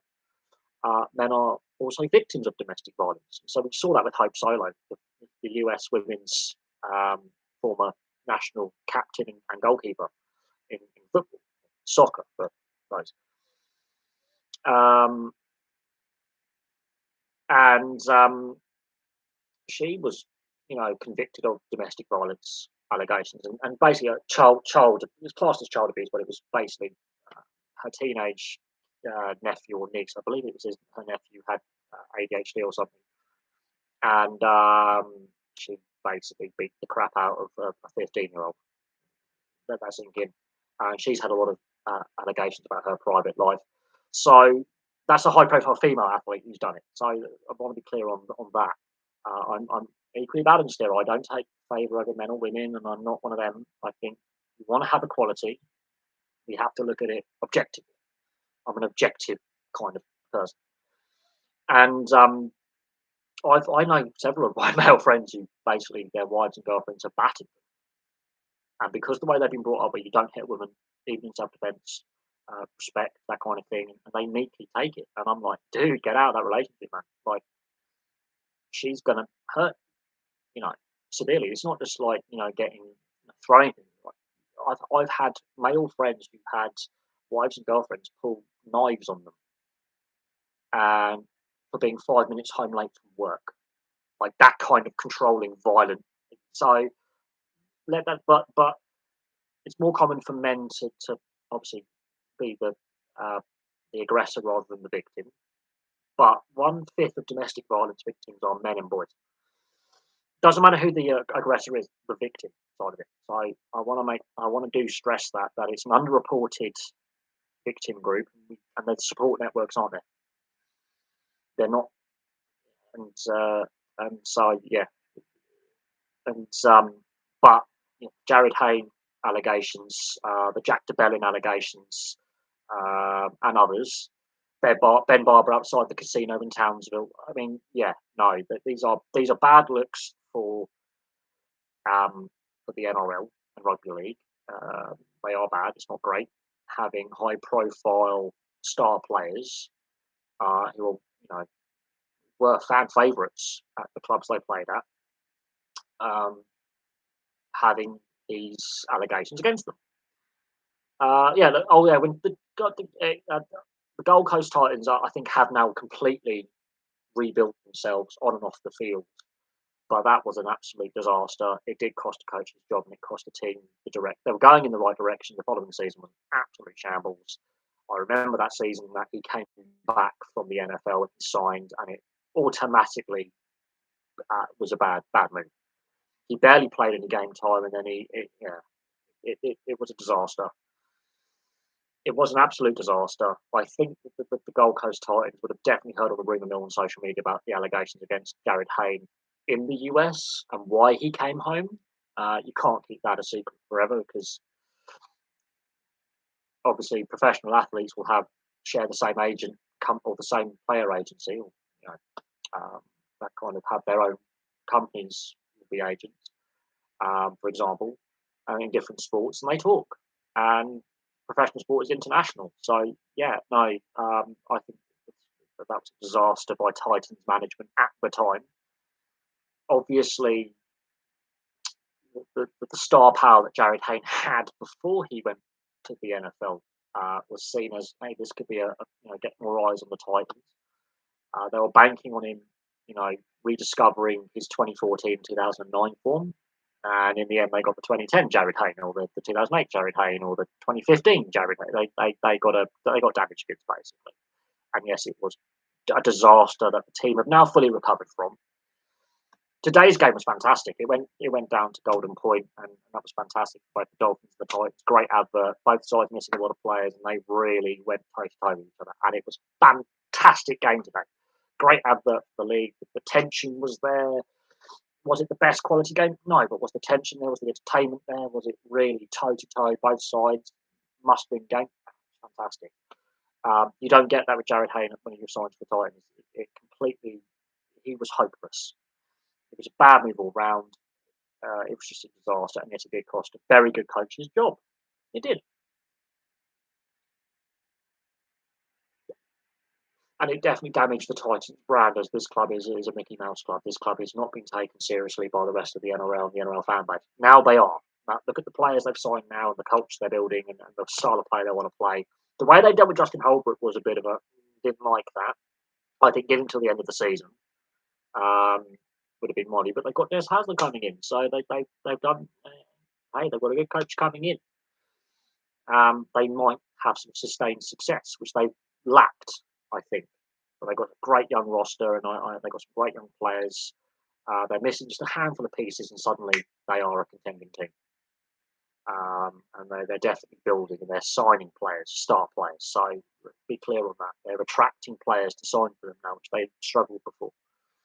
They're building the right culture. I obviously believe that. And I do think players were disappointed when Justin Holbrook was let go. But with the Jared Hayne, that disrupted the dressing room. But he was always a very disruptive player in dressing rooms. You could ask any player who played with him that, yeah, on the field he could do magical things, but in training and in the dressing room, absolute arsehole. Not very popular with some of his ex-teammates. I think some of his ex-teammates are glad he's no longer involved in the game and the baggage that comes with him. He's still creating headlines for the wrong reasons, which is a negative mark on the league and the sport. It obviously has to damage the reputation of the NRL and rugby league, and to a certain extent the NFL. But the NFL has so many negative headlines about players misbehaving. It's unreal. It's almost a daily thing with, oh, this player's been charged for drug offences. This player's been charged for domestic violence. This player's been charged for firearm offences. And you're like, there's a website dedicated to the amount of players, like NFL players, who have currently got warrants for their arrest and facing criminal and misdemeanor charges. It's ridiculous. So yeah, some leagues and some sports really do need to clean their culture up and their attitudes to players breaking the law, and coaches and team executives. Some sports really have a really toxic culture. Um, um,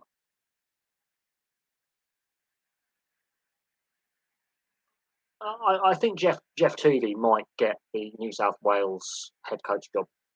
I really do. But I do think, well, Jeff Tuvey actually has a very good win percentage as a head coach.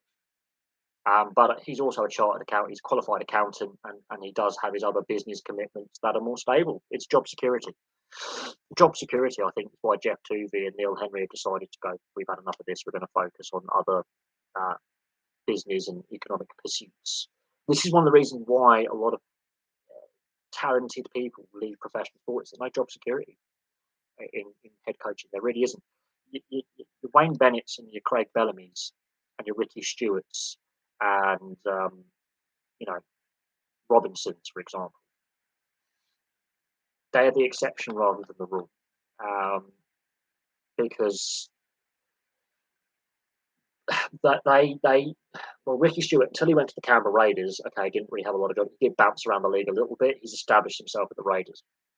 Craig Bellamy.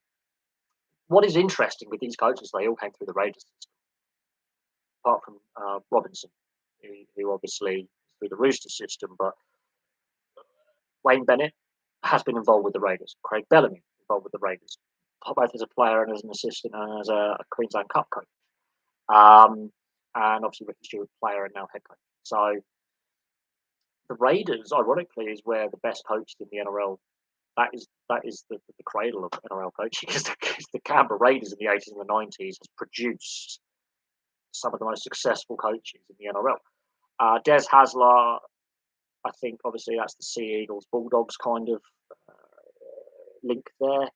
And Jeff Toomey was a very, very, very, very good head coach for the Sea Eagles when he was there with his win percentage. And he has, unlike the others, apart from Wayne Bennett with coaching England, has actually been brave enough to go, I'm going to coach in the Super League for a bit. And then come back to being involved with the NRL women's state of origin setup with the New South Wales Rugby League women's team, and also involved in various roles within rugby league back in Australia. But he was brave enough to go, I'm going to coach in the Super League structure. I'm going to, same with Robinson with the Roosters. I'm going to be brave and go over to Europe for a stint coaching and then come back. I think that's probably why Jeff Toomey hasn't got another NRL gig, is because his win percentage over in the Super League structure with Bradford Bulls and all that isn't as good. But he was involved with teams that had financial issues and weren't as stably run as the Sea Eagles. But I think I would have Jeff Toomey as New South Wales head coach. But he's a fully qualified accountant, and he doesn't need to coach again. He's got job security, which is what you lack as a head coach. You're hired to be fired.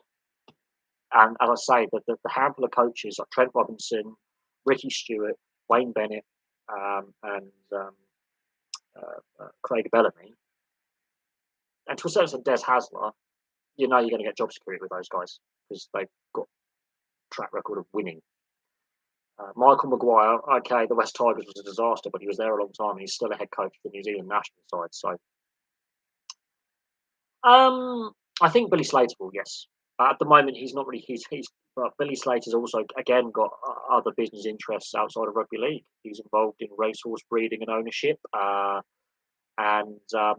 he has stated his quality of life right now. He's quite happy with where he's at this stage in his post-playing days.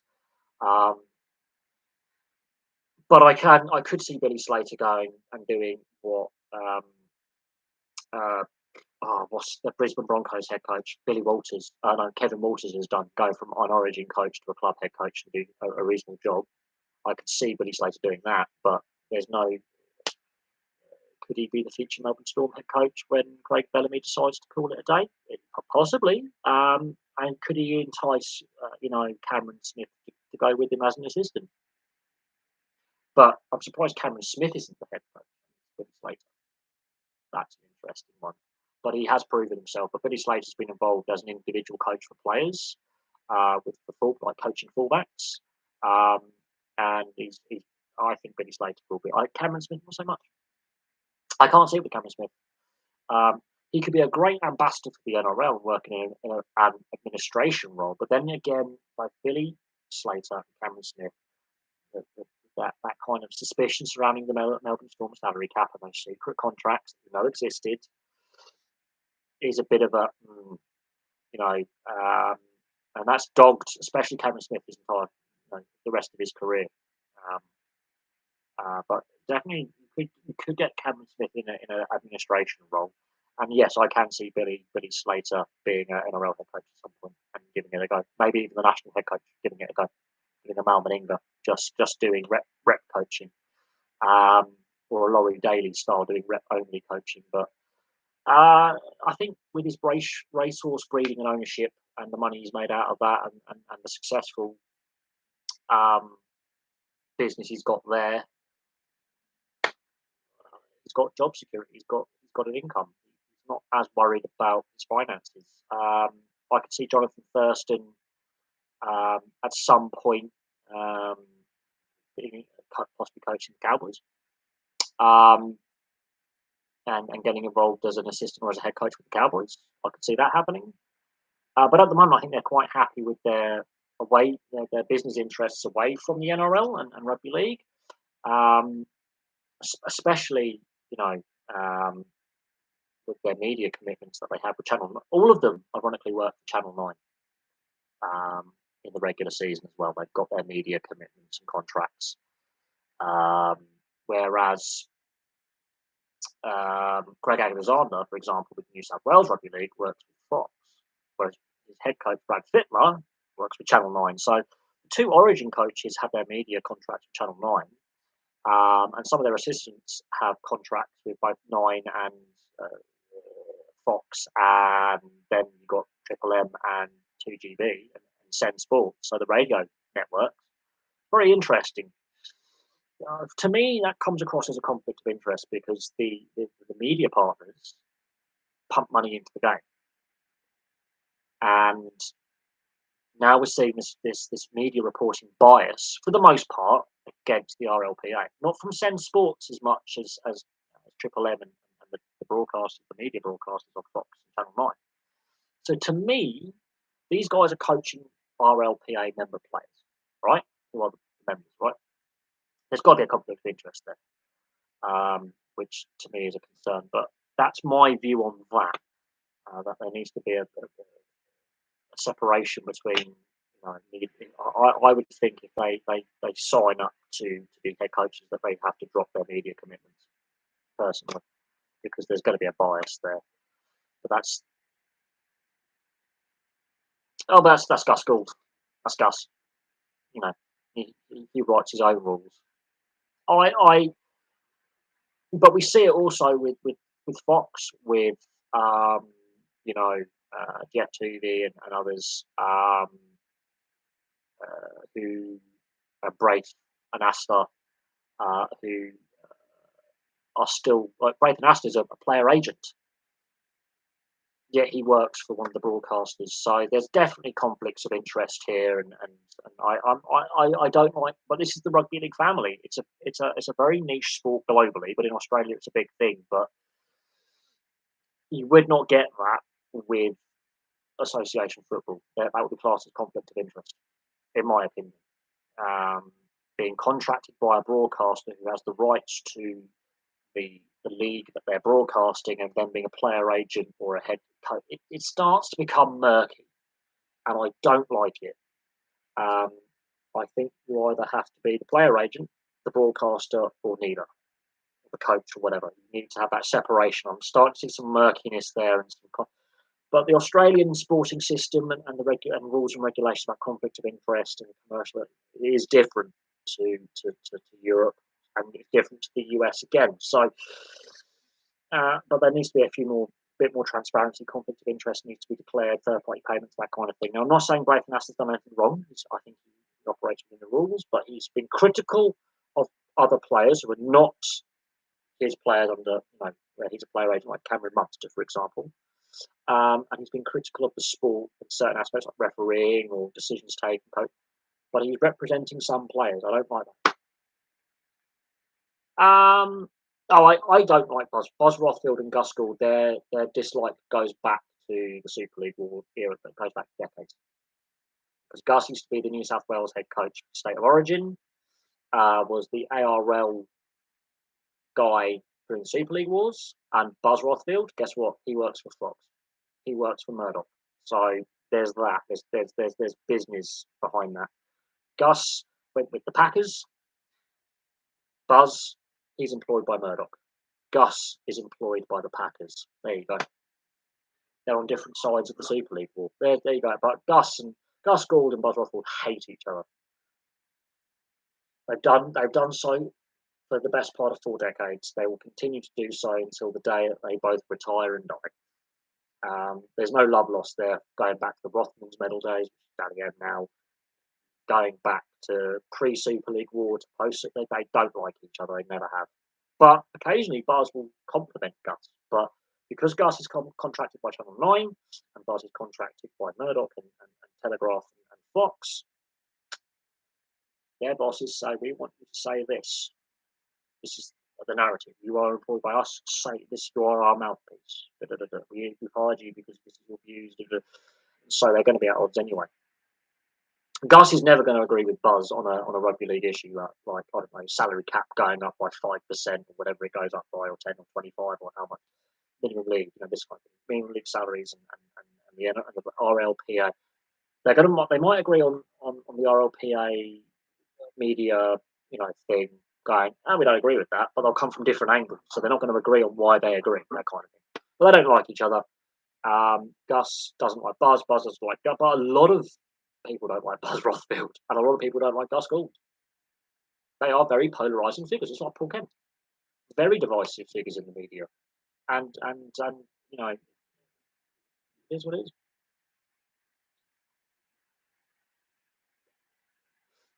But I think their spat's kind of hilarious because they're both, I think, in their late 60s, early 70s. They've been around for a long time. They're getting on. They're close to retirement. Like eventually, I think Gus's role at the Canterbury Bulldogs is his final role in rugby league. Um, when his current contract with Bulldogs is up, I don't think he renews. I think he will find someone to succeed him in the role he is doing with pathways, scouting, talent development. Um, I think when Serraldo's 5-year contract is up, I think Gus is gone before then. I think he retires and he finally just focuses on his Channel 9 commitments. And after that, I think by the time of the end of the next CBA in 2027, if it gets agreed, I think Gus is gone from the game by that point. He's retired. Same with Buzz Rothfield. I don't think Buzz Rothfield's going to be writing column inches for much longer either. I think they're going to try and get someone younger and cheaper to replace him because they want to make money, Fox and News Corp, and there's going to be a point where they go, we can get someone to do your job for less. You can promote from within, but pay them less than what you're earning now, because he's the chief sports editor for all of the Daily Telegraph, and the Sunday Telegraph. He's the chief sports editor, so there's going to be someone on like Paul Riccio, or when Paul Kent does survive, his current legal issues as a journalist, and they go, we can pay you a little bit less, and we're paying Buzz Rothfield to do the same job. Buzz, sorry, you're going to retire now. I'm going to take somebody to retire, and they'll get someone else in to fill his slot. That's my view, but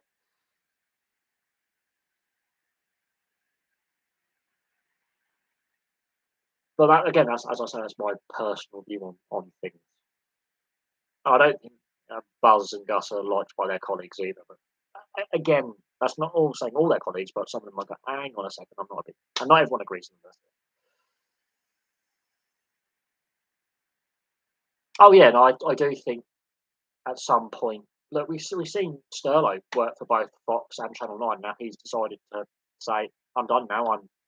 I'm not doing media anymore. I'm just doing a couple of. He does a couple. He's got a couple. He's got a couple of ads he's doing. He's running a couple of TV ads that he's been signed up for. But he decided 30 years in the commentary side and in presenting side, like working on the footy show and things like that, doing commentary and interviewing. He had on the couch with Sterlo and things like that. And he decided to call it a day. And he's given 5-6 decades of his life to rugby league. And now he's decided to hang up the microphone, and so my time has come where I think I need to hand the baton on. We saw it with John Motson and others in regards to English BBC commentary. John Motson, before he passed away, decided my health started to give up on me a little bit. I'm getting on, travel's started to wear me down. When you get to a certain point, you go, there's a lot of travel for the overseas games and the tournaments. It's time for me to hand the mic. It's like Jeff Stelling on Soccer Saturday, and Chris Kamara have decided, for various reasons, they're going to call it a day. And some of these commentators and presenters and journos have been doing it for 20, 30, 40 years, and when you've got to travel and cover all those major sporting events and travel all over the country and all over the world, it does get tiring. Channel 9 bid for the TV, NRL or AFL? Obviously, Foxtel are going to be bidding for both. They're the dominant partner for the money. TV revenue for advertising is down. The AFL rights is different. There's going to be some aggressive bidding wars there because it's worth more domestically. The NRL is worth a bit more internationally. We'll see. Without But here's the thing: without Channel 9 and the Packer family, Super League wins the Super League war. The NRL isn't a thing; it's Super League. It's the Australian Super League and the British Super League. They're not going to give up on the NRL without a fight, because without them, the NRL doesn't exist. They're the reason why the New South Wales Rugby League survived and became the NRL by absorbing the rebel Super League teams. So without Channel 9's backing, we don't have the rugby league today as we have it. So I can't see them going, we spent all this money in the 90s, and all this legal fight, all this crap for nothing. But if they were to get the AFL, that would be interesting. But I'm not an expert on the Australian media landscape, in the same way as the British and European media landscape, to a certain extent, the US media landscape. Um, uh, but I would say TV rights deals. There's going to be interesting media rights deals going forward, how much they're worth, and then getting streaming services, because the Fox feed is the NRL.com website for the overseas viewers like me, with KO Sports. It's not Channel 9, it's the Fox commentary teams, it's the Fox production, apart from the grand final and certain State of Origin games, where Channel 9 have the primary rights. In that regard, Channel 9 gets those protected games like State of Origin and Grand Final, which Fox don't. Fox are the junior partner in that, because of the free-to-air aspect of Channel 9. But the overseas package for the digital streaming, and which I am a customer of, is the Fox side of things. Yeah, I think they keep the NRL rights they have. Um, do they go for AFL? Possibly. But it all depends, because Channel 9 is more popular on the East Coast than in the state of Victoria and the West Coast. So it'll be interesting to see, again, TV rights negotiations going forward across the world are becoming very, very interesting now, with the rise of media on the internet, like now with YouTube, with the rise of social media and streaming sites, and sites like YouTube, which you could class as social media, but some journalists who are independent, which I could be one day if I was to make money off this platform, I would have to class myself as a journalist, as a freelance journalist for my tax return. So there you go. Therefore, the rise of platforms like Twitch, ironically, because that is a streaming site, YouTube, and other video sharing sites, um, and social media as well, is starting to impact, um, um, the main team and the changing consumer habits. Since I've been in my first, well, for those older subscribers being the channel longer, when I was in my old apartment and this current apartment, I haven't really watched TV. I don't really consume traditional TV anymore. Um, yeah, same with the UK. We have certain anti-siphoning, and certain sporting events have to be on free-to-air coverage or subscription-free coverage. But they are online, they have to be subscription-free. You don't have to pay a membership fee like I. So it's a very similar to Europe, basically, in the UK with what we have here. The US doesn't have that as much. The US and Canadian equivalents are different, but again, very similar. A lot of countries have a minimum number of sporting events have to be on free-to-air coverage, and be it online or TV. But each country has different laws in place. But we can debate the future of the ABC in Australia, or the BBC here in the UK, or CBC in Canada, or PBS in America, and the various free-to-air broadcasters on mainland Europe on the other channel, because there's a lot of scandals surrounding traditional media, and some of the scandals that are coming out about uh, you know, bad management, scandal with high profile scandals with conflicts of interest, and financial dealings, and then dealings with complaints against employees, like the BBC is going through right now. And so, yeah, but the Australian model is based upon the British model, basically, because they've got a state broadcast in ABC. We've got BBC. Not everyone hates the BBC, but I do think the BBC at the moment is at a crossroads with its future, and there's been a lot of negative headlines coming out over the last decade or so. That um, yeah, there's a lot of reasons why. I'm not going to go into them on this stream, but the BBC's had a lot of negative headlines because of how it dealt with certain scandals involving some presenters who did bad things, Jimmy Savile, Rolf Harris, etc., etc. Then the TV license debate, whether we should continue to have the TV license and whether it's value for money. And then they've now had the pay disparity between male and female employees, the gender pay gap, and then employees having to disclose their salaries because it's a public broadcaster, it's a public company. And now we're seeing, you know, the quality of presenting and the quality of production and the dumbing down of programming. Same with most media, actually, they've dumbed it down.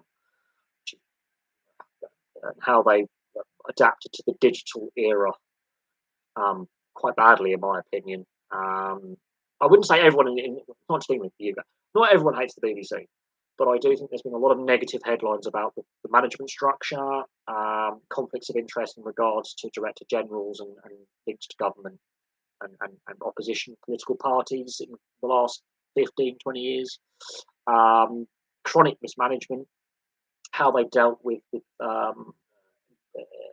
industrial relations, the sex scandals and the sleaze scandals that have come out, and how they didn't, you know, actually do anything to prevent what's, you know, these high-profile incidents in regards to former employees going back to the 60s, biased reporting when they're meant to be impartial, and the fact that they rely on license fee, which is sort of a tax, but isn't a tax, but is a tax, but isn't a tax, and how they it disproportionate towards the poorer in society and the elderly, how much they have to pay, and then the free TV licenses for the elderly, and the fact that the network currently is ad free, but I do think it ends up becoming a commercial free to air broadcaster.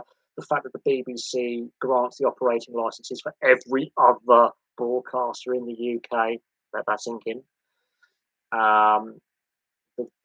Does it have a cozy relationship with the regulator, the media regulator, that kind of thing? Various things.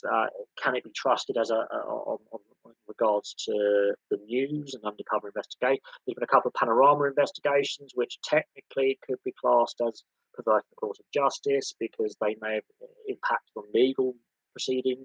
It's also well, Louis Theroux's a strange dude as well. Jimmy Savile, we know what he did, but Louis Theroux, he's a bit of an oddball himself. And the panorama investigations into a variety of undercover investigations.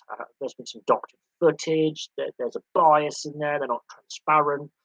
It's impacted on civil and criminal legal proceedings. Some of these investigative journalists. And investigative panorama specials and the way they dealt with presenter lineup changes and compensation, the whole Gary Lineker thing, and their code of conduct, and how they've dealt with the whole BBC News team and how they've basically sacked and changing, and some of the ex-newsreaders have gone, well, I've done nothing wrong, but I'm out of a job for reasons, editorial clashes with news presenters and sports presenters and their editorial, you know, losing certain rights on TV, for sporting events, how they dealt with, like, you know, Grandstand, for example, as a program. That right now would be perfect for the digital age as a format, but they didn't adapt it. I think employee salaries, their sports departments, Dan Rowan, how Dan Rowan's still got a job at the BBC is absolutely beyond me. Absolutely beyond me. Detestable sports journalist. Absolutely detestable. He literally is the Paul Kent of the BBC. But no, Louis Theroux as a journalist and as a filmmaker, I think he's an oddball himself. But that particular the edited version and the unedited version are now not even on the back catalogue. They've got no, this didn't exist. This didn't happen in whatever it was, like 2000. I think it was 2007 they filmed it. And it was, that's disappeared. You can't see that footage anymore. But people have recorded that on VHS, so you can. But BBC basically, it's like the WWE with Chris Benoit and how they just erase him from history. Like he doesn't exist. Like he does. No, but it does seem that over a long period of time, the HR. So it doesn't matter if it's these big scandals or just just certain complaints about we have a health and safety issue here, like how complaints are dealt with by the corporation. Um, but it's the same with the free-to-air commercial and the subscription commercial broadcasters. There's been a lot of scandal surrounding the mainstream media with culture, with the toxic nature of that culture, abuses of power, not looking after junior journalists and employees. Um,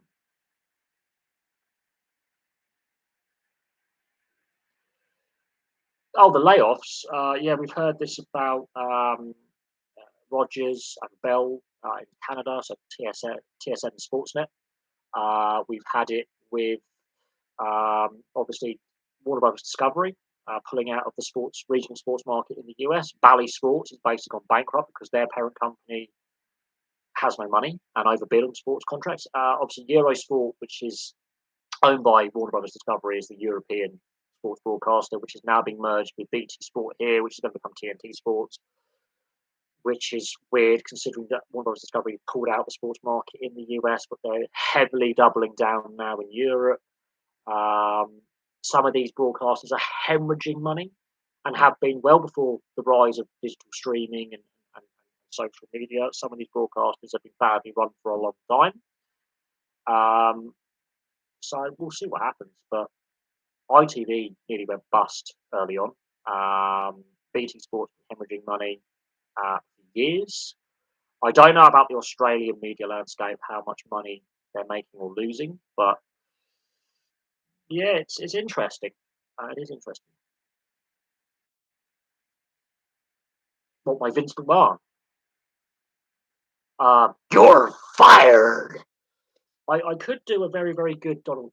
We're gonna make this broadcast great again. We're gonna win. We're gonna make so much money. We're gonna win.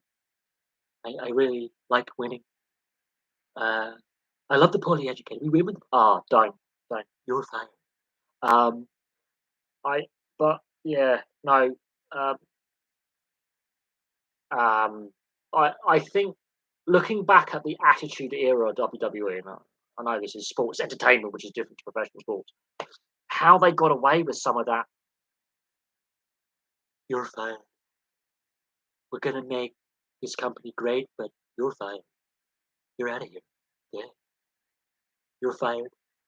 You're fired. I'm the president of the United States. You're fired. We're gonna be great. Make America great again. China.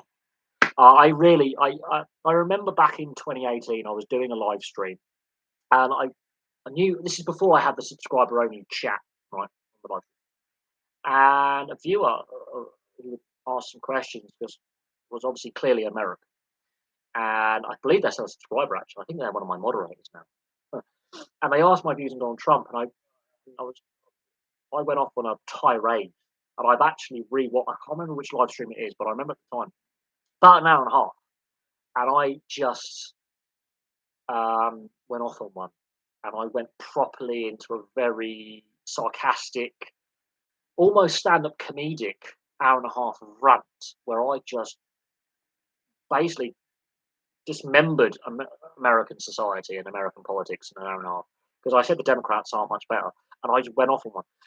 And then the next night I did another live stream, and a new viewer was like, obviously had found the channel and may have watched some of the previous live streams, some of the content I was posting in regard. I think it was the 2018 World Cup.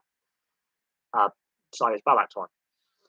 And another new viewer goes, "What's my views on Trump again?" I was like, and then the viewer who had watched the night before was like, "Don't ask that question. I did last night." And they said, "Just review, watch last night's live stream." I said, "Yeah, about an hour and a half."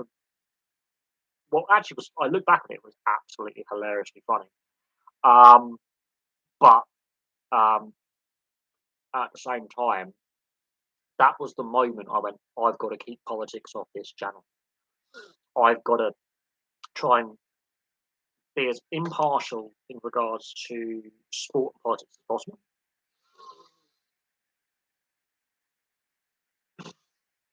I did everything right. They indicted me.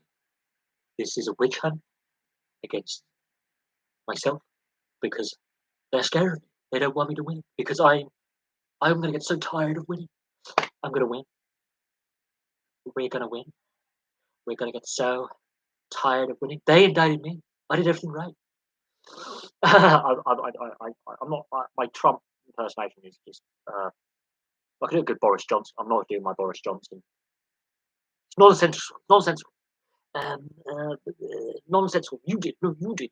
No, I'm not going to do my Boris Johnson. Bumbling Boris Johnson. I could do.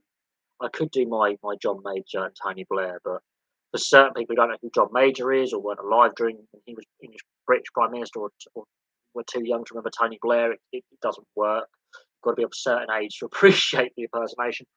Hello, I'm John Major. I'm only New Jobson because John Major talks like this. And Tony Blair's like, "Hi guys, right, uh, so uh, we're going to invade Iraq." No, I can't do Tony Blair anymore. I can't stand the man. He's a sinister character. I don't like him.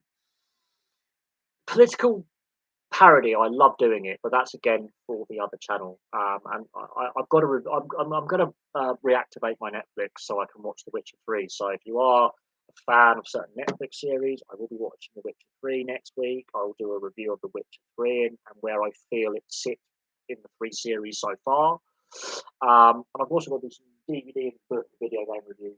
I've got some stuff, revisiting, reviewing certain things and I've got some great non-fiction books at the moment that I want to review, and yeah, I've got to do more content for the other channel base. I've neglected the history boffin for a while, and I feel bad because that channel actually could be a lot of fun. The Attitude Wrestling, the Golden Era, yes, but some of their content, like some of the sexually suggestive, and some of the storylines, and some of the antics, and some of the stuff that we now know was going on behind the scenes, is not acceptable. But it was seen, and it was never. It should have been accepted then, but it was allowed to pass with the WCW and WWE and some of the independent wrestling promotions were doing some really unacceptable stuff. Then that should never have been accepted. And this is not the woke karate. Some of the stuff going on and some of the culture within those WCW and WWE at the time, WWF at the time, completely unacceptable. And I think a lot of my generation grew up thinking that was acceptable when it wasn't. And we're seeing that played out now with some professional athletes who grew up in the late 90s, early 2000s, so my age group, your age group, in their late 20s, early 30s, who were brought up thinking that this is the acceptable way to treat another person, male or female, black or white, Chinese, whatever background you're from, and it wasn't. Some of the racial stereotypes were wrong, absolutely disgusting. So basically, casual racism, casual sexism, treating women like objects, the amount of steroid and drug abuse and alcoholism that's going on, domestic violence allegations, the federal trial on steroids in the mid 90s. Vince McMahon should have gone to prison on federal charges. How he got off with that is absolutely beyond me. Some of the allegations and there's without smoke, there's no fire. There's no smoke without fire, shall I say. Some of the rumours about some of the stuff going on, there's a lot of truth to that. What I call athlete welfare. That's just, I loved watching the Attitude Era as a kid. Looking back on it now, I'm shocked that that was acceptable. I'm not surprised my mum tried to stop me watching it as a kid and realised all my friends are watching it. I might as well let him be a kid. But I do agree. Yes, it was fantastic. It was, but there was a lot of controversy surrounding it. Even then, I remember some of my mates' parents were, "Oh, do I allow my kids to watch it? My kids' friends to watch this when they're in the house?" That kind of thing. Not always. Bernie Madoff got done. Epstein got done. Epstein didn't hang himself. That's the controversy around that and that conspiracy theory. But no, jokes aside, what they're still a bit risky now with some of the stuff they're trying to do now. But no, there was some stuff. I mean, that was, yeah. And then early days of Impact Wrestling. They tried to do some of it as well, so it was like a mini attitude era there for the first. No, I do think the Chris Benoit moment was when they're like, we're going to rebrand. Wrestling needs to change as an industry. Um, that was the scary wake up call, is that they were not taking the welfare of the participants, like the athletes, because they are athletes. A lot of them have been Olympic wrestlers, American football players. You know, they've done other sports at various levels. Like, you know, it's that was the moment where the industry for so long had been cutting so many corners when it came to athlete welfare and safety. Look at Owen Hart. Um, you know, and look at the amount of ex wrestlers or current wrestlers who are dying young for a variety of reasons. They're still not looking after their talent across the industry. It's a disgrace. So I can't enjoy wrestling anymore. I've got mates who wrestle on the independent circuit or have wrestled on the independent circuit here in the UK. And yeah, no, the industry is not doing good enough. And it's the same with professional contact sports now. They're not doing good. They've got the money, they can do better. They treat their players like dog shit. Except the superstars, but the average player is treated like dog shit. Rugby league, rugby union, ice hockey, football, they're treated like dog shit. They're treated as an expendable commodity. Their health and well-being post playing is just a secondary concern, because while they're playing, that's making the league money. That's making the broadcasters money. That's selling product. That's making me, the team owner, money. As soon as they're done, got my book. And they're left with crippling injuries, crippling health issues, and a lot of them die young, and it is deeply, deeply concerning. Not just the CTE, this is just the whole, just, yeah, I'm going to leave that there because I get very, very passionate about athlete welfare. I always have been. I've had some rugby injuries that I'm still feeling the effects of, you know, 12, 13 years later. I'm still feeling the effects of some injuries I received whilst I was at school. And that was nearly 20 years ago. I left school, what, 17 years ago I left school. I'm still feeling the after effects now, all these years later, of some of the injuries I sustained when I'm 14, 15 years old. Just let that sink in. I'm still feeling the effects now, 17 years later, after leaving secondary school, of when I was playing rugby at secondary school. That's before I started playing rugby again in my early 20s. I'm still feeling the effects now. My knees are ruined, my neck and shoulder and my back are ruined. I've got cartilage issues, I've got joint issues, I've got muscular problems, I've got nerve damage. I've had concussions, which are still impacting me now, and I know concussions are definitely going to affect me in about 10, 20 years' time. Maybe even now. I'm already struggling now with certain things to do with memory and organisation. Got a bit worse, my mental health. So I know concussion. It would not surprise me if they could find out a way to diagnose CTE while you're alive. I'll be more than happy to sign up for a research program that could look at it, because I know I've had concussion. I've been concussed. It's horrible, and they and so I would happily sign up for a research into head injury and concussion and CTE for living people. Happily do it in a heartbeat. Done. I would happily do it. I've already said to my mum, if I pass away before you, I want my brain donated to medical research because of my mental health and depression that I've suffered and the head injuries I've suffered playing rugby and in work. Happily do it. I would happily sign up for a CTE research on living people. Happily, I'm going to actually look up and see if I can find a research project that's currently going. I would happily do it in a heartbeat. I know for a fact when I was playing rugby at school, I got concussed. Didn't know I didn't fully understand concussion, but this is going back 17, 18 years. But I know for a fact that has definitely impacted me as a young adult, as a teenager, as a young adult, and into my 30s. Oh, Antonio Brown. Oh, God, he's definitely got CTE. Absolutely. His behavioural issues he's had over the last 5, 6, 7, 8, 9, however long, it's the next Aaron Hernandez straight away.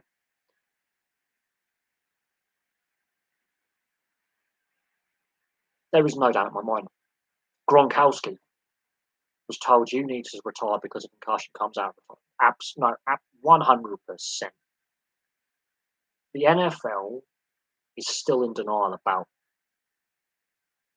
And I've seen some people post videos of training camps of rugby players tackle the bag technique and all that. The union league and do the one-on-one tackling with the pads and like that. And they go, oh, but we're doing this in the NFL now. Yeah, because rugby union, rugby league, basically, the Seahawks were above the curve, were going, actually, we need better tackle technique. And still, the tackle technique in the NFL and CFL is absolutely appalling.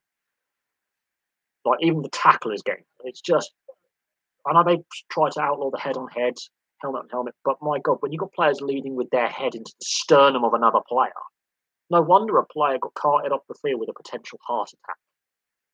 Like, it's not just the brain damage, it's just the tackle technique is leaving players neck, back, chest, and internal injuries that they shouldn't have.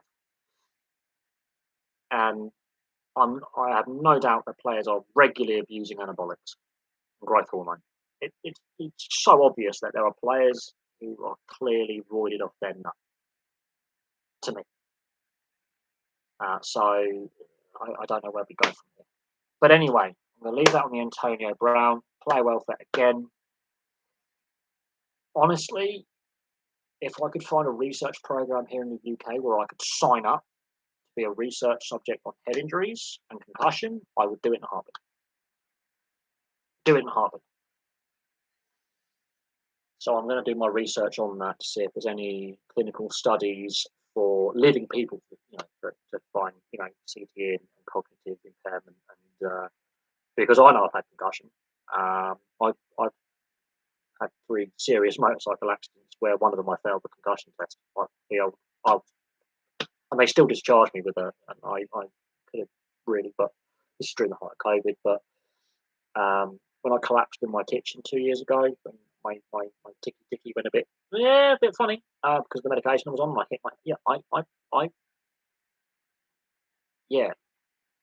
I would happily sign up for a medical research into what's going on up here, and have the brain scans and do the research, because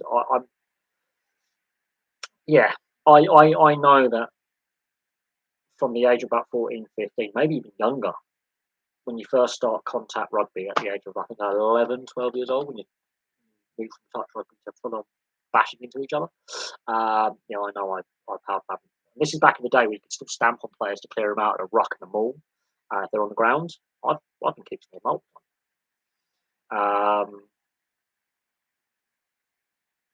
You learn to release as a tackler very quickly and not lie on the ball. I'll tell you now. You've got studs and blades slashing your head open, kicking you in the head. Yeah, you move. Your teammates trample over you, and the opposition trample over you. That was 20 years ago. Christ. But no, I know I've had concussion. I know it's impacted me, and definitely I've had a lot of struggles with depression, and it's definitely had an impact on me as an individual with struggling with life and having that structure. So I have a lot of sympathy for players, current ex-players who've had concussion and other injuries as well. Because my body, I'm in agony every day, and I refuse to take painkillers. In reality, I need a shoulder operation, I need a neck operation, I need 2 knee replacements. I need to have a look at some of my back. I might have a disc issue with my back. I've got nerve problems in my legs now, and my nerve. I've got it's horrible. And I'm nearly 30, 33, 30, nearly 34. You talk about hip replacements and knee replacements in the 60s and 70s, and I need them in my 30s. In fact, I need them since my 20s. So that's it. But anyway, I'm going to leave that there. Enough of me complaining about my aches and pains and being in the mid-30s and all that. I think this is an appropriate way to end the live stream, is discussing player welfare, because that's what the NRL and Rugby League Players Association, player welfare is a big concern about player welfare funds and back payments. So financial welfare as well as physical and medical is a talking point, and where we could have another league having a lockout or strike. So anyway, thank you very much for watching. Really appreciate it. I'll have some more content for you guys very, very soon. Although tomorrow I am not at home, I'm visiting some friends, so I'll probably have some content later in the evening. There might be no content tomorrow, but for me, for now, it's goodbye, and I'll see you all very, very soon.